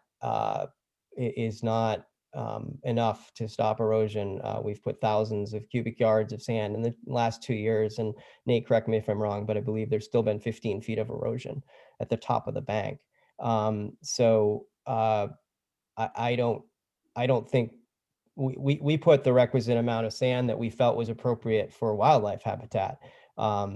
And again, as I said earlier, we don't control the weather. The fact that a intense nor'easter, hit the coast a couple months after installation is unfortunate, but I can't change that. If it had been the prior winter, all that sand would likely be here. It was more mild last year. Maybe a way to get at the point that Hillary is raising is to have an allowance in the order of conditions that the sand fill envelopes, may or shall be reconstructed. It's the envelopes that I feel will protect the dwelling. And again, they're just comprised of sand, so it's a pretty low intensity level of protection, but has been shown to be effective in the short term. So maybe an allowance for replacement should they become deflated, say more than 75%, something like that, that's the point at which you're going to risk further erosion. That might be a way to address that, but I don't believe that there's any correlation between the amount of sand you place in front of the sand fill envelopes with a short-term design life. The 2.5 to 3 year design life is based on the rate at which coconut fiber breaks down in a sunny condition, and so where we haven't factored that they would be covered at all times. It's a high energy area. We expected that sometime during that 2 to 3 year period that they would get exposed, but naturally we didn't know when. Brian? Yeah, I'm Brian Carlstrom. I'm the superintendent at Cape Cod National Seashore. And I just wanted to provide some clarifying remarks around this concern with the property we're discussing. And I wanted to first state that, Seashore has a very limited nature in terms of response to the specific filing. We did not object to it in any way, but we do believe that what's ongoing at this location is attributable, at least in part, to the architectural engineering of the house and the piling foundation, and that it's a unique high-risk design appears to be an inadvisable solution at that vulnerable coastal bank location that we've heard a little bit about earlier. And under the immediate circumstances, Seashore Management concludes in consultation with advice from coastal geologists that the core installation is the most preferred alternative action for bluff stabilization at this property. But however, corrective actions which serve only to mitigate the consequences of a flawed and what we feel deficient design while impacting a sensitive seashore environment should not be the driver for longer term alternative solutions. Rather, solutions such as retreat to a new house location should be considered, as is widely practiced on Cape Cod, and particularly given the sensitive natural resources at such an important and prominent location within the National Seashore area. In addition, we hope that the mitigation measures will be put in place to retrieve any core material that drifts off site as the erosion continues into the marine environment. And we also feel that any routine sand renourishment should properly sustain this solution at increments that are appropriate based upon to the ongoing erosion at this site. Thanks. I see a hand up in the shellfish department, and Ben Zender has his hand up. I don't know which one was first. Ben, go ahead.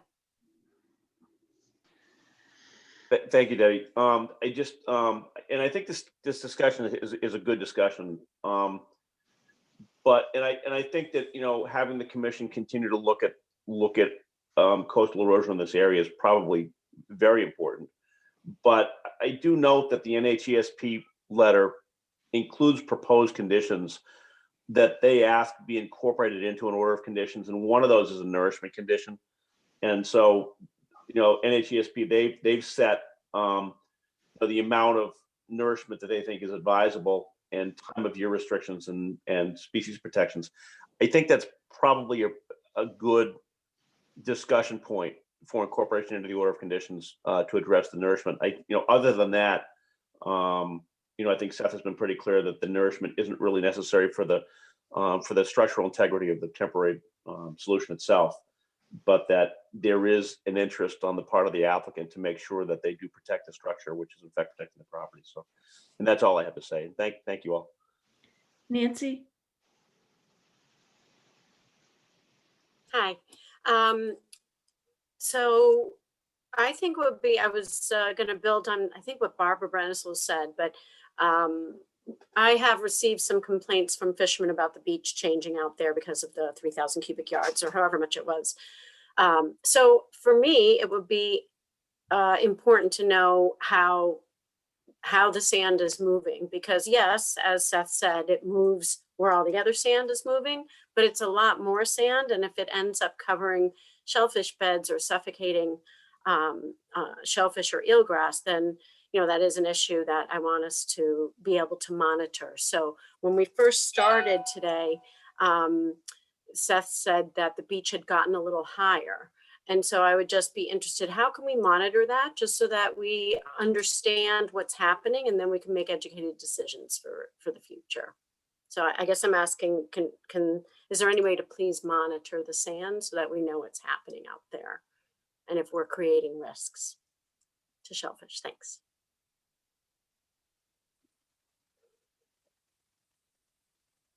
Through the chair, just a clarification, the volume of sand with this most recent intervention in December was considerably less than the prior sand nourishment, which was an ongoing condition.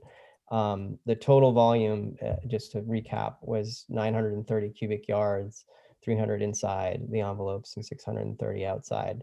That I thought it might be helpful to understand how that volume was calculated. We did work with NHESP on that. So unlike coastal engineering structures, which tend to be more permanent, when you're factoring your erosion rate and your sediment contribution, because this is a coastal bank and sediment contribution is a protected function under the Wetlands Protection Act and regulations. So when you're developing that volume for a coastal engineering structure, you take the entire height of the array, because the idea is that you're putting something hard in there and you will not have erosion above. And so you need to really compensate for the entire embankment. With non-coastal engineering structures, or sometimes referred to as soft alternatives such as this, the way that the regulatory authorities, in my experience, always calculate it is to look at the height of the array, because the array itself continues to provide sand, unlike a coastal engineering structure. They're not as high as coastal engineering structures typically, so waves can get up over the top and continue to take sediment out of the coastal bank above. And then they can also be completely deflated in a storm of enough severity, and then you're continuing to let that sediment behind the array contribute. So for that reason, they do use a lower height. So we calculated the height of 9 feet over the length times the rate of erosion. It was the same calculation that was done in consultation with the applicant's coastal geologist, as well as the commission's, which I believe there was agreement on back when there was a revetment applied for at this site. Again, at that point, it was taken to the top of the bank rather than just the height of the array, but it's the same volumetric calculation was used. So that background might be helpful for the commission, because the idea again is soft alternatives can allow sand out in numerous ways, unlike coastal engineering structures. So, but again, to recap, this volume was much less than the prior sand nourishment interventions in 2019. So through the chair, if I may. So I don't have any, I'm not questioning mathematics or calculations here. I'm just asking, is there a way for us to measure before and after, so that we realize we haven't done this since 2019. when the 29, nobody did any of that, but I think starting now, it would be good to start monitoring what's happening on the flats in front. And I don't know how to do that. And I'm just wondering if there's a sort of, and I'm asking the commission too, is there any sort of measurements and photographing and stuff that we could do just to see what's happening so that in the future we know what our decision making will entail, the potential effects that we're trying to mitigate for.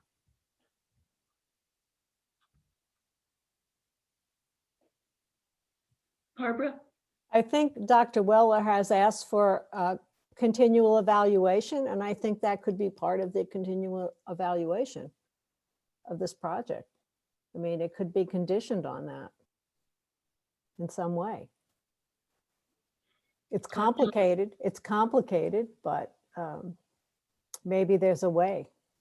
Well, it would be helpful for me to have answers, which I don't right now when people approach me and complain.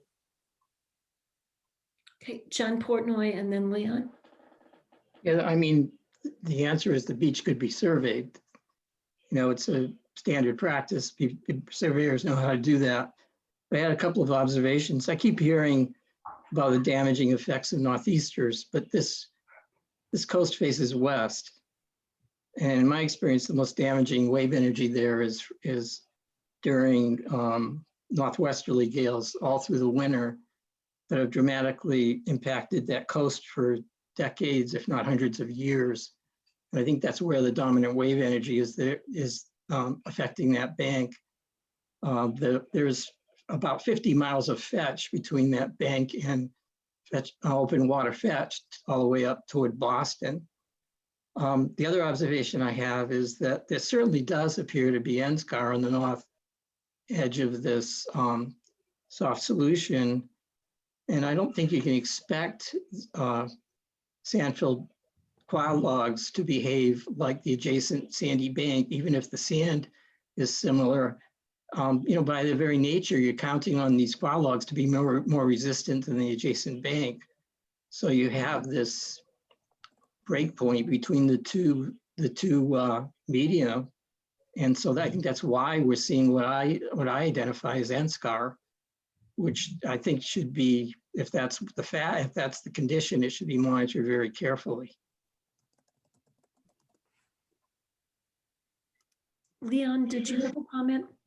Yes, besides keeping an eye on the way that the sand is moving and evaluating whether replenishment's required, I think also having a planting stabilization plan is important too. Excuse me, can I? Hold on just 1 second. I'll call on you after I call on someone who had his hand up first. John Cumberland. Yeah, I mean, John Portnoy covered most of the points I was going to make, so I won't repeat them, but I do think we need to add conditions on this, specifically about some sort of addressing of the end scouring, which I think John's point was the point I was going to make, is that, you know, saying that they're sand-filled envelopes, so they're no different than the existing sand, is a stretch. But the other issue, I think, is the fact that it may not seem that driving pillars into the sandbank to put a staircase in is not going to affect the bank.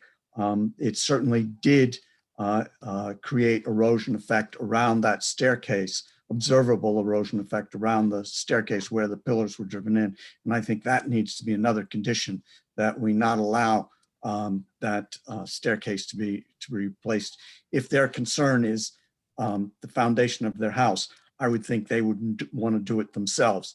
But our concern is the bank, and I think we don't want to encourage more than natural erosion of that bank. Dr. Weller. Yeah, I just wanted to also just second what Dr. Portnoy said regarding the differential in the, well, basically it's it's erroneous to say that because these envelopes are filled with sand, they have the same modulus of elasticity and act in the same way as the sand on a coastal bank. The density of the sand is very different within the envelope than it is on the coastal bank. And if it weren't so, then they would have no effect in preventing erosion. The whole point. And the other thing is that the fact that these the sand within the envelopes are continuously kept moist increases the density and also results in compaction of the sand within the envelopes. So there's definitely although it's a soft structure relative to, say, a stone revetment, it's still a hard structure relative to the bank. So there is going to be end scour. I've done a fair Sorry, you're breaking up. research, and with all due respect to Mr.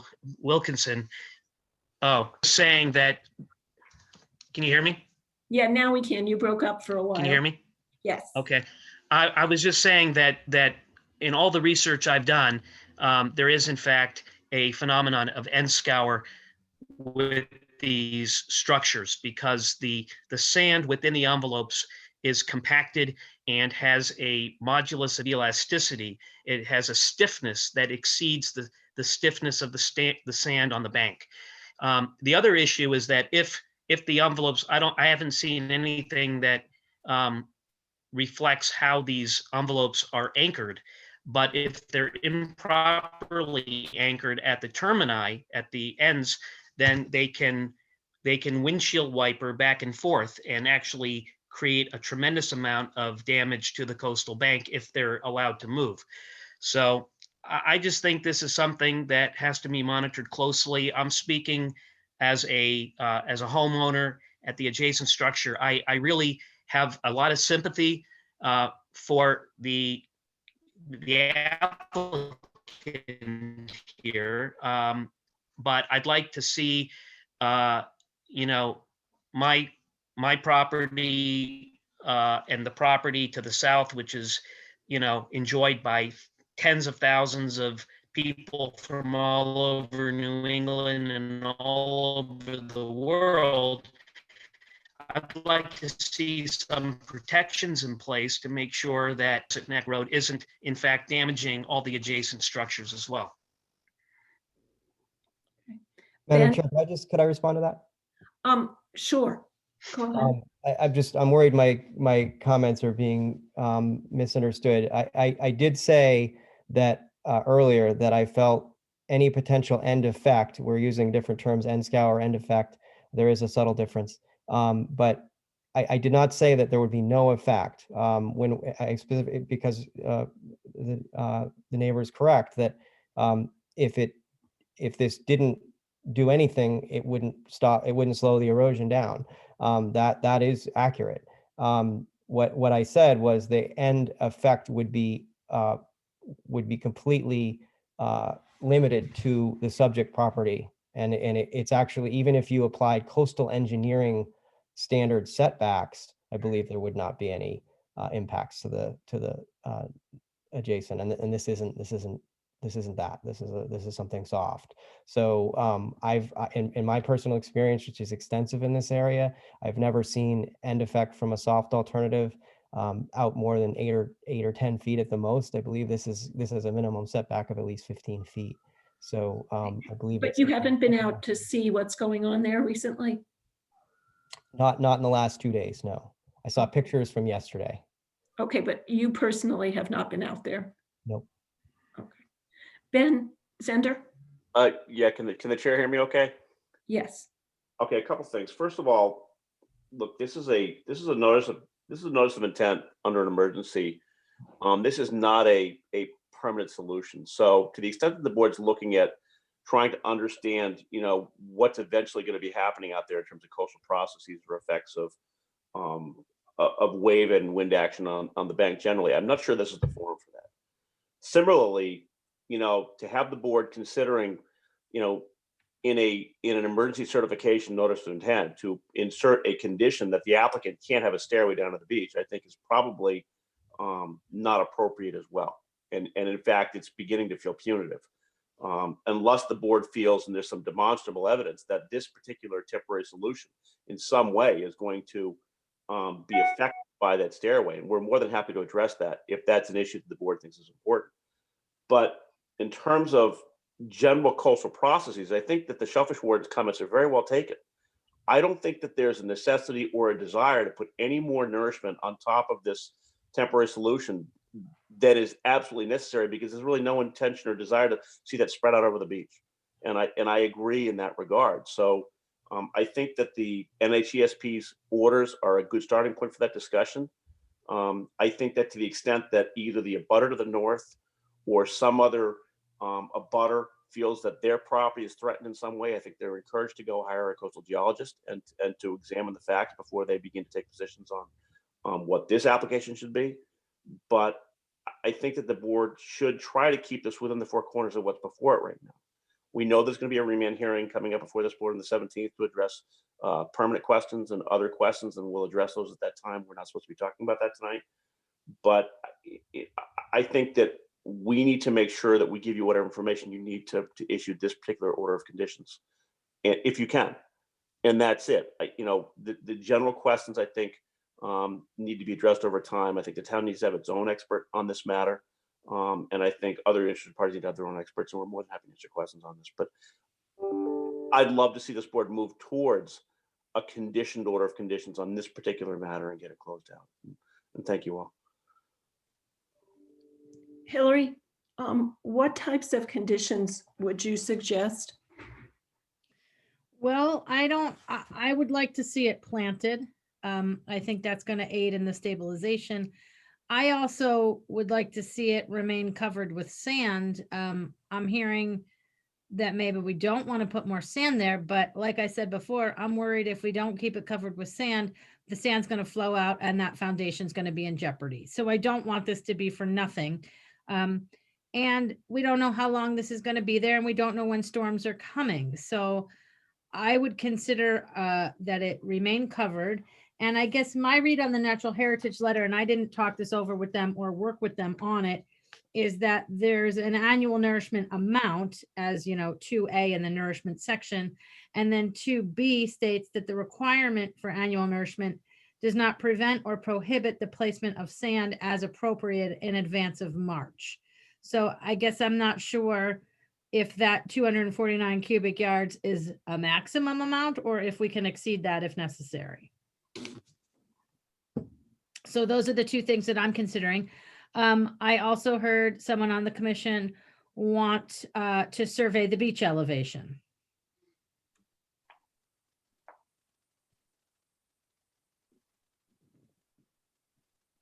And then, of course, I did hear the stair comment as well. Sorry. And what about evaluation of how it's working?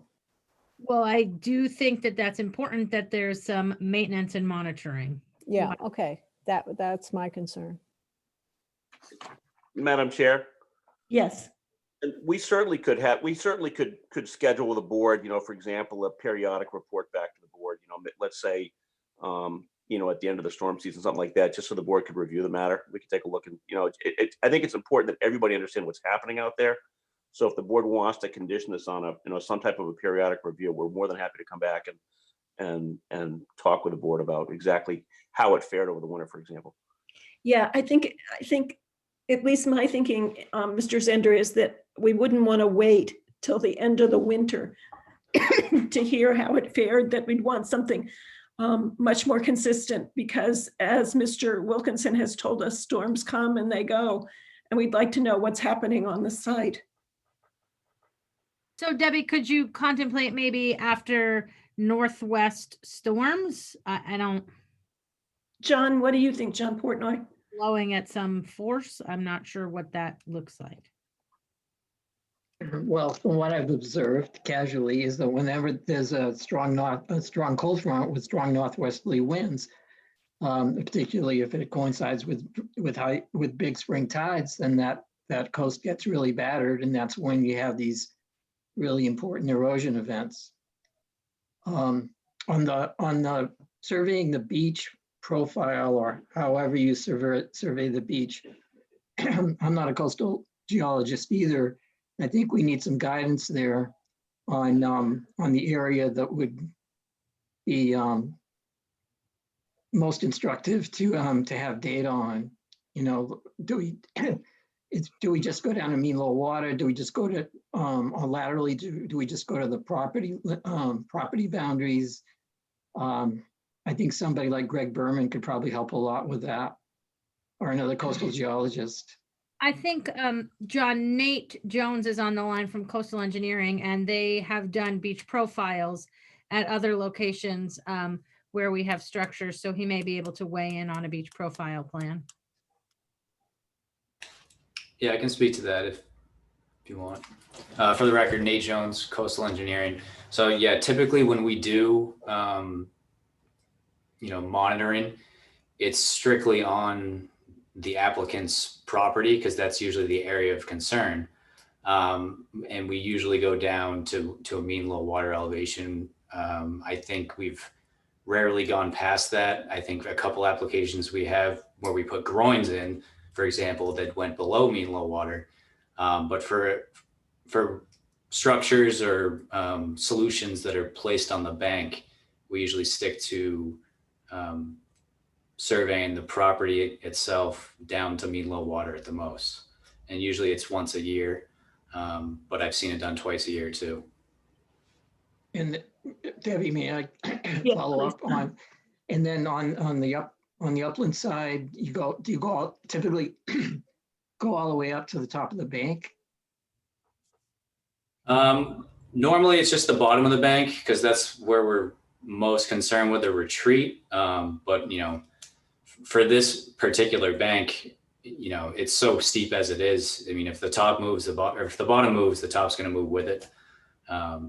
So again, I mean, normally it's the bottom, but you could do the top as well. If you did the top as well, you'd have really good information on the volume lost across the whole bank and a lot gained at the along the beach. And also, I wanted to ask: do you do this relative to a real benchmark like NAVD 88, so you can compare from date to date? Yeah, so we'll keep the topography on the same datum, and we'll produce a plan with profiles, and you can see the yearly difference in on a certain transect across the property. You can see the difference from each survey on that profile view. So if it goes down to at least mean low water, that might shed a little light on some of the concerns that that Nancy has. John Kumbler. Yeah, I think given what Nancy said and what Barbara has said, that one of the conditions that we need to make on this is that there not be any renourishment, that the renourishment be limited to what is absolutely necessary and within the parameters that protect the coastal area. What I don't want to see us doing is ending up where there's just a random beach nourishment dependent on what the clients and the client's employees decide is a good idea without having to come to us and have us weigh in on exactly how much sand gets put down as well as how it's put down. Hillary? I guess that troubles me a little bit, John, and I'm sorry, but I think our concern to abate the emergency is to keep these fiber rolls in place and to stabilize the toe of the bank and do everything we can to keep that bank stabilized. What I don't want to happen is for us to be in a situation where another nor'easter or nor'wester strikes tomorrow, and then one comes again on Saturday, and then one comes again next Tuesday, and then the quar rolls are gone and the foundation is falling down onto the beach. So I think we need to do whatever we can at this moment to maintain the integrity of this structure and this investment that the applicant has put in. So that's why I'm advocating for keeping it covered with sand, keeping it planted, keeping it stabilized as best we can and making sure it holds up. So we know that they're not going to put as much sand as they put down last year because they don't have to, because the toe is semi-stabilized at the moment. So we know we're putting down less material. I don't think we have any evidence at this moment showing that we've smothered a shellfish bed or have caused any detrimental effect. And I certainly don't want to cause a detrimental effect to a shellfish bed or an eelgrass bed, but I also really don't want to see this foundation coming down. Debbie, can I respond to that? Sure. Hillary, what you're saying is, if I understand it, is they're not going to put down as much sand as they put down before, but we have no input on what, as things stand now, we have no input on how much sand they put down.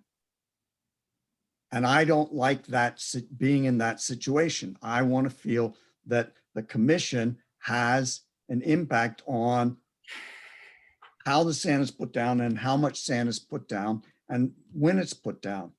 I don't want them to say, you know, as has happened in the past, you have no authority to tell us how much sand we can put down. I want to have I feel the commission has an obligation to the shellfish, to the environment, to have a voice in how much sand is put down and when it's put down. All right. Hillary, how would you, I'm sorry, are you raising your hand, Seth? Yeah, sorry, I was trying not to interrupt you. I think there is a solution here, and I'm trying to frame it in a way that'll make sense. There's the sediment contribution function of a coastal bank, which is generally for wildlife, but it's also for other coastal resource areas. And I think you have experts at NHESP have looked at that and opined on that. As I mentioned earlier, and others have stated, you know, Greg Berman could also look at that if on your behalf. I trust he would come to the same conclusion, but I don't know that. And so I feel like that's one way to think about it's the sediment contribution. And then, as Hillary states accurately, there's sort of the protection of this intervention, which we're trying to prevent property damage and consequently potential damage to resource areas. I do think you have to look at the evidence from the last couple of years, which you're aware of the volume of sand that we've put in this area, and it really has not shown to be effective at slowing the sand nourishment alone has not proven to be effective at slowing the erosion rate. With all that sand that's been put down and still having 15 feet of erosion at the top of the coastal bank, I think we can all agree on that. And where I can connect these together is to say that covering a sand-filled envelope when you're only expecting a 2 to 3 year design life out of it doesn't actually change its design life. It's the sand is going to be removed so quickly at this site that you may have to put the sand on top of it, you know, more or less frequently depending on the volume, but it will be the envelopes which protect the dwelling much more effectively than the sand which is placed over the top of them. So if you're really looking to protect the embankment and prevent a structural failure, it would be to allow a replacement of the sand fill envelopes because we've seen that sand nourishment alone has not been effective here. Hopefully that's helpful. Mr. Weller? Yes, I have a question for Mr. Wilkinson. If covering the envelopes is ineffective, what was the purpose of, why was the original design plan inclusive of a plan to cover them in the first place with sand, which is now gone a month later? Mr. Wilkinson, could you respond? Certainly. That goes to the sediment contribution, the function of coastal banks, that you have to protect their ability to provide sediment to other coastal resource areas. And so I went through that calculation earlier. That's where that volume, we matched the volume, the design life, which I said was 2 to 3 years, so 2.5 years. And we put the volume to meet that sediment contribution of that coastal bank appropriately. That's why 930 cubic yards were put down. One other question I have is, my understanding about the biodegradation of these envelopes and the coconut fiber that they're made of. The degradation is highly dependent on exposure to sunlight, and that the number that you're quoting, the life expectancy of 2 to 3 years, is on the very, very short end of how long these things can actually last, which is in the range of 5. Can you hear me? We're losing you. Which is in the range of 5 to 10. Yeah. My understanding is these envelopes can last up to 5 to 10 years, and the life expectancy is dependent on exposure to direct sunlight. So wouldn't coverage of the envelopes with sand prevent the more rapid degradation due to sunlight exposure? And to Ms. Greenberg's comments, wouldn't it prolong the efficacy of this envelope structure that's been put in? Mr. Wilkinson, do you want to respond, please? Sure. It's true that sunlight UV degradation is a considerable degrader of coconut fiber. And I lecture on that topic extensively. However, you do need to consider the exposure when developing design lives. You can have you can get coconut fiber to last considerably longer than 10 years if it's in the form of a fiber roll or something denser. This is a blanket. The life expectancy of these blankets in full sun is about 1.5 to 2 years before they've lost all their integrity. There are 2 layers of that. The first layer protects the second layer. However, we have seen that even covered, when it's just coconut fiber blankets, this coir fiber blanket, the woven blanket that was used, we have not seen the same level of integrity as expressed by UV degradation. So whether they're covered or not, we see these blankets lasting about the same time. An outer layer will take more abuse than an inner layer, so that's where those design lives come in. You have to consider the exposure to come up with a design life, and I do not think you would ever see a sand-filled envelope lasting 5 to 10 years in this location. It's just you're not going to be able to keep it covered all the time, and the frequency of storms that we tend to see, in the last 10 to 15 years, there's a rough average of seeing high intensity storms approximately every 3 years, higher than what we just came through. So you can't just look at the life expectancy of coconut fiber and then immediately extrapolate out to a design life. You have to consider the exposure, and that's what we did to come up with this design life. We take it seriously, and I would be very surprised if this lasted much more than 3 years. We have 2 winters. If we don't have another storm for the next 2 years, then it could last longer. I think that's unlikely at this location. The other thing to think about, because there was a comment about northeasters, it's true. It's named northeaster. Usually they start, as this storm did, out of the east-northeast, but they oscillate. And that storm went from, it came in from the east-northeast, oscillated northeast, eventually went to north that evening, and then it came in from the northwest. And that's important, particularly in Cape Cod Bay, because as the storm is oscillating to the north, almost nearly all northeasters start in the northeast and end in the northwest. Cape Cod Bay is subject to hydraulic stacking during an intense nor'easter. The water is basically pushed into the bowl, which is created by the Cape Cod landform. And the only place it can really get out is through the Cape Cod Canal, which is a hydraulic restriction. So you can get some hydraulic stacking, and you're getting the hydraulic stacking at the end of the storm when the winds are out of the northwest. That's why I was saying this was a particularly intense storm for this particular location. Even though the storm started out of the northeast, it ended out of the northwest yesterday. So you know, these are all factors. So Commissioner Portnoy is correct. It's winter northwest storms are particularly hard on this landform, but most winter storms are going to be tough on this landform because nor'easters will also humble out of the northwest. When you consider all of these things, then you know you're looking at a short-term, a short design life. So hopefully that answers the question. Well, given the high risk location, why did you not use the fiber roll, which has the much longer life expectancy in this location?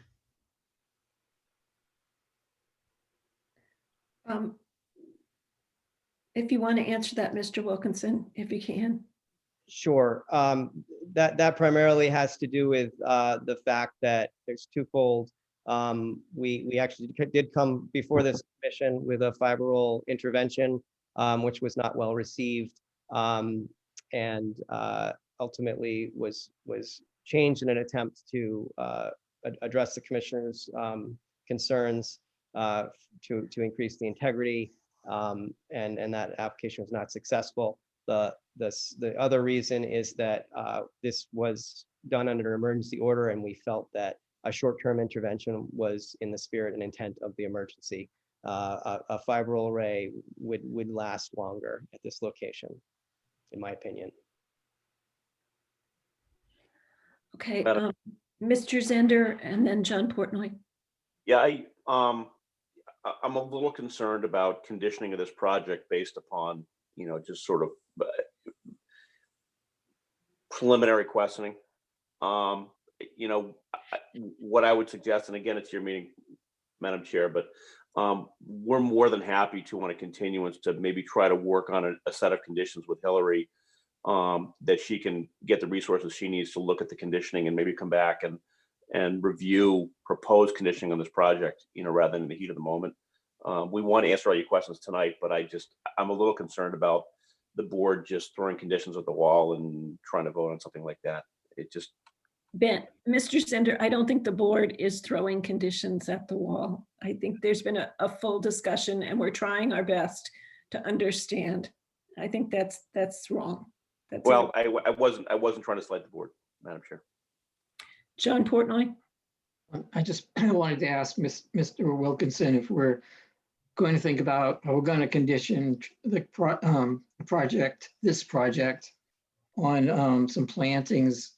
I'd like his opinion on the likely survival and establishment of a plant community on the slope above the nourishment, above the quad logs over the long term.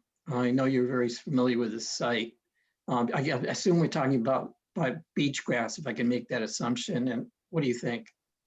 Yeah, thank you, to the chair. I believe that the answer to your question is sort of dependent upon more of a long-term solution. So there's a document that actually Greg Berman, whose name has been thrown around a few times, has drafted through the Sea Grant program, which is called the Spectrum of Choices for Erosion Control or something like that. And they go through the spectrum from harder coastal engineering structures to sand nourishment at the other end of the spectrum, basically in planting. So to really accurately answer that question is something needs to be done at the toe to stabilize.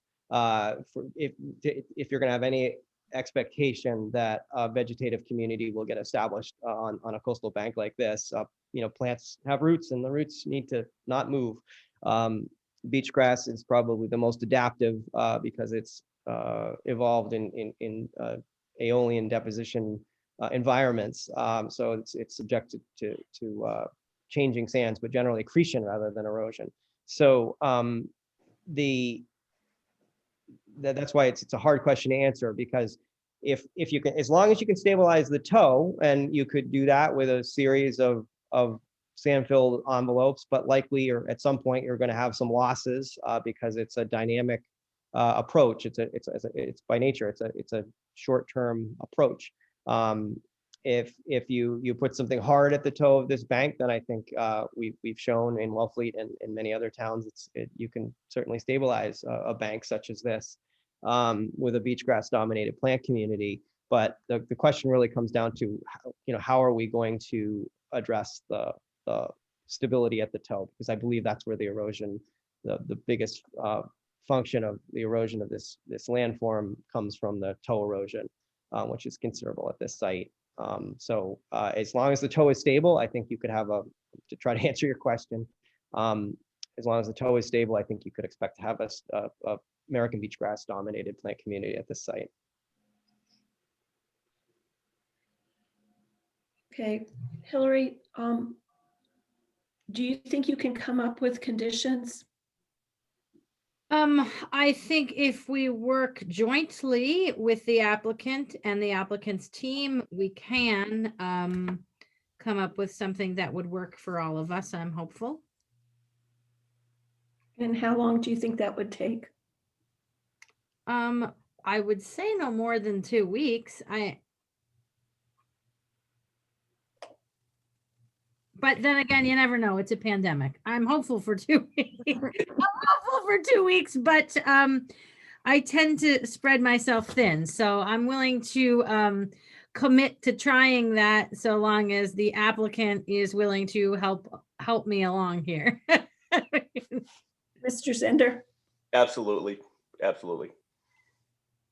Okay. So it appears that we would continue this matter for 2 weeks to allow the two of you and the experts to get together and to try to work out appropriate conditions. Madam Chair, Yes. the one thing I noted is that the remand hearing for the CES is on for the 17th. I'm just raising for the board, the commission may feel that we're better off separating these two discussions. Well, I think, what if we were to hear this first? Because if it's pretty much resolved, it should go very quickly. Either way, I'm not trying to tell the board what to do, and I don't really have a strong feeling either way. I just thought that, it might be easier to separate those two discussions as much as possible, because even though they're the same property, I believe they're very different discussions. Ms. Questle? Madam Chair, thank you. We have to open the remand on the 17th. Okay. So we don't have a choice to accommodate Mr. Zender. Thank you. Well, Madam Chair, what I was suggesting was possibly to push the continued hearing of this out, just so that they're separated in time. But again, I don't really have a strong feeling. I just thought it might be making an easier hearing if we weren't mixing those two issues. I think my preference would be to finish this and commence the remand on the 17th. Thank you. I agree. Okay, so we need a continuance for this for 2 weeks. Is there a motion? So moved, Barbara. Could I have a second? Leon seconds. I need a voice vote. John Portnoy, Yes. Leon, Yes. John Kumbler. I'm sorry, I can't hear you, John Kumbler. Yes. Ben Fairbank, Yes. Barbara Brenessel, Yes. Mike Fisher, Yes. and Debbie Freeman, yes. So my preference would be that we hopefully that this is negotiated and that it's presented to us at the beginning of the 17th, and we can move through this relatively rapidly and then immediately go to the remand. Just before we close out, for the applicant's team, I think you heard the conditions that we're looking for. We just need to try to refine them. Is it useful for me to read them now so you have what I have and we can work on refinement? Yes, that would be helpful, Hillary. Okay, so I have the sediment grain size is to be submitted from the previous construction work. That's not really part of it. But number 2, I have a maintenance monitoring report with reports to be submitted after strong northwesterly winds and high tides as a starting point. I have number 3, a beach profile plan with monitoring on the applicant's property from the top of the bank to mean low water. Number 4, I have a planting plan so that the rolls can be covered and planted with beach grass. And number 5, I have the quar rolls to be kept covered with sand to maintain the integrity of the foundation. So just as a starting point, is there anything that I'm? John Kumbler. I do want to talk about the staircase, and I do think we want to talk about that further renourishment come back to the board. Okay, I think those are 2 issues that we can add for discussion, but I'm not sure that those will be things that we can agree upon as a board. Okay. All right, is there anything further? Then I need a motion to adjourn. Deborah, before we go, just Yes. when we extended the Nickerson, when we denied it, is there a form that we have to fill out for that? Yes. Which one? Which one? The you probably don't have it. Okay. We'll get it to you. Okay. Great, thank you. So that would be the only form because everything else is continuing. All Exactly. right, so I need a motion to adjourn. So moved. And is there a second? I second, Leon. Okay, and I need a voice vote. John Portnoy, Yes. Leon. Yes. John Kumbler, Yes. Barbara Brennisell, Yes. Ben Fairbank, Yes. Mike Fisher, Yes. and Debbie Freeman, yes. Thank you very much. I really appreciate all the good discussion tonight and the help. Thank you. Thanks. Yeah, Thank thank you, you all. Debbie. Good night, everybody. All right, good night.